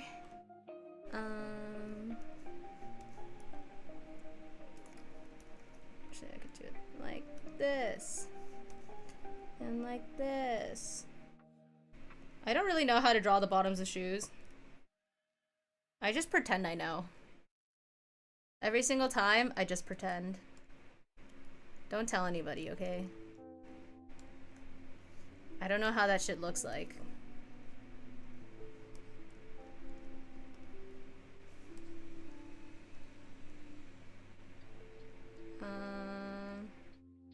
I just realized there's like a bright bubble that I don't have that's on this one. Where the is it this? Nope. Is it this? Oh, it is this.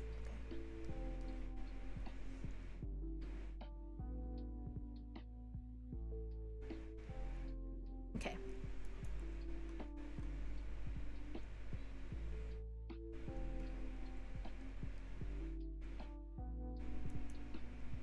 Oh, wait.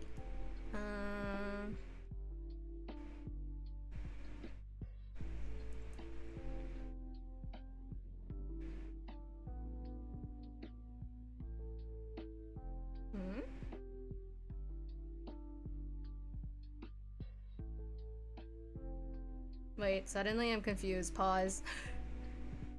Wait, where is this coming from? Oh, I understand, I understand.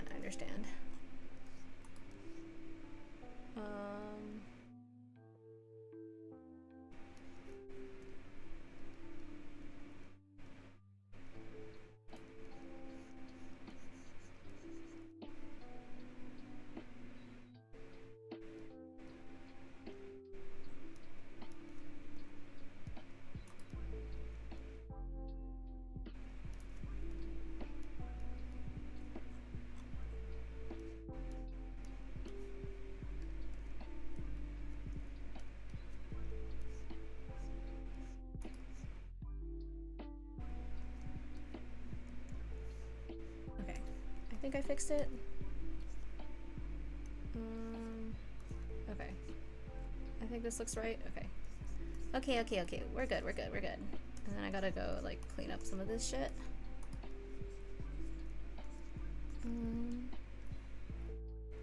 Okay. Okay, wait. I need to get the teal color. I don't really know where to, like...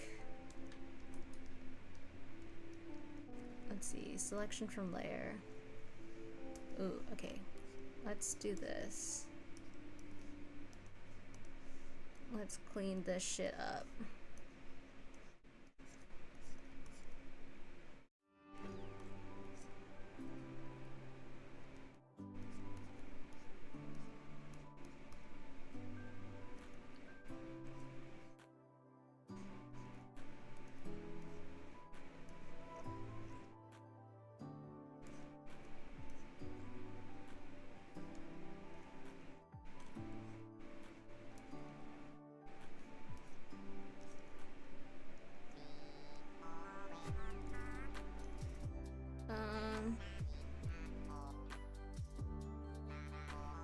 Oh my god, what?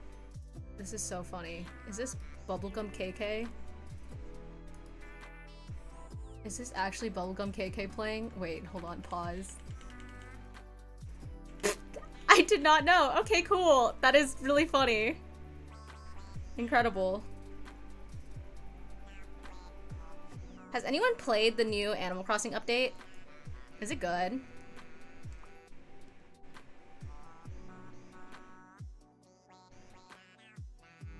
What lo-fi remix is this? A really good one. No, actually, it's just a big playlist full of like lo-fi video game music. No idea since I don't have a Switch. That's okay. Yeah, I don't know basically if it's good or worthwhile to download. I think it's a free download anyway, but I'm like scared to get sucked into it.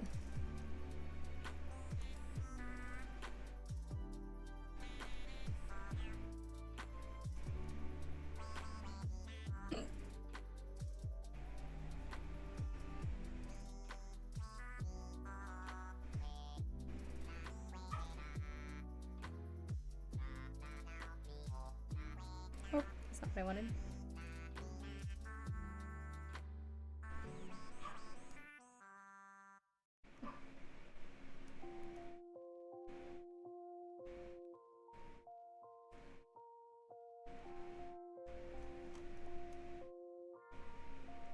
Okay, I think this is good. I don't want to put too much blue or like tealish color, but I will do the gradient.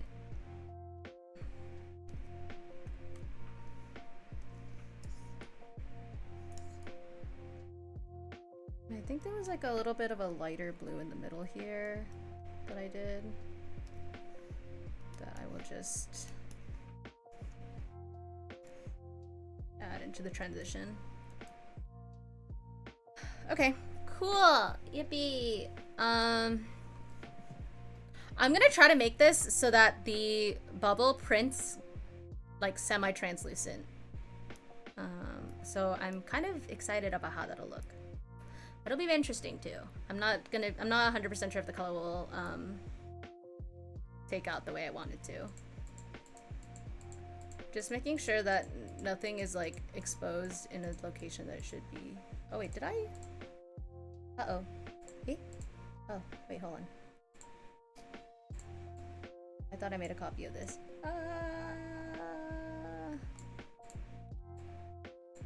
Okay. Alright. Yeah! I think this is okay. I know I'm flipping back and forth between it pretty quickly, but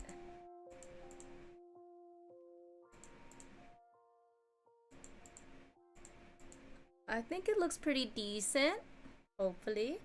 Alright, yeah, and then I'll go ahead and finish Siren like another time.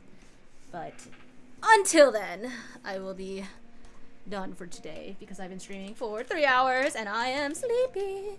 Okay, hold on. Let's go find somebody to raid. Yeah, thanks for hanging out with me today, everybody. I will hydrate after stream for sure.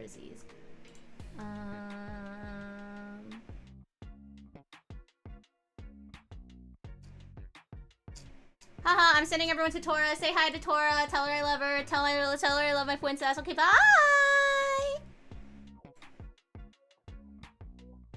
No, too late. Too late. Too late. Okay, bye. Have a good rest of your day, night, or whatever. Wherever you're. Bye.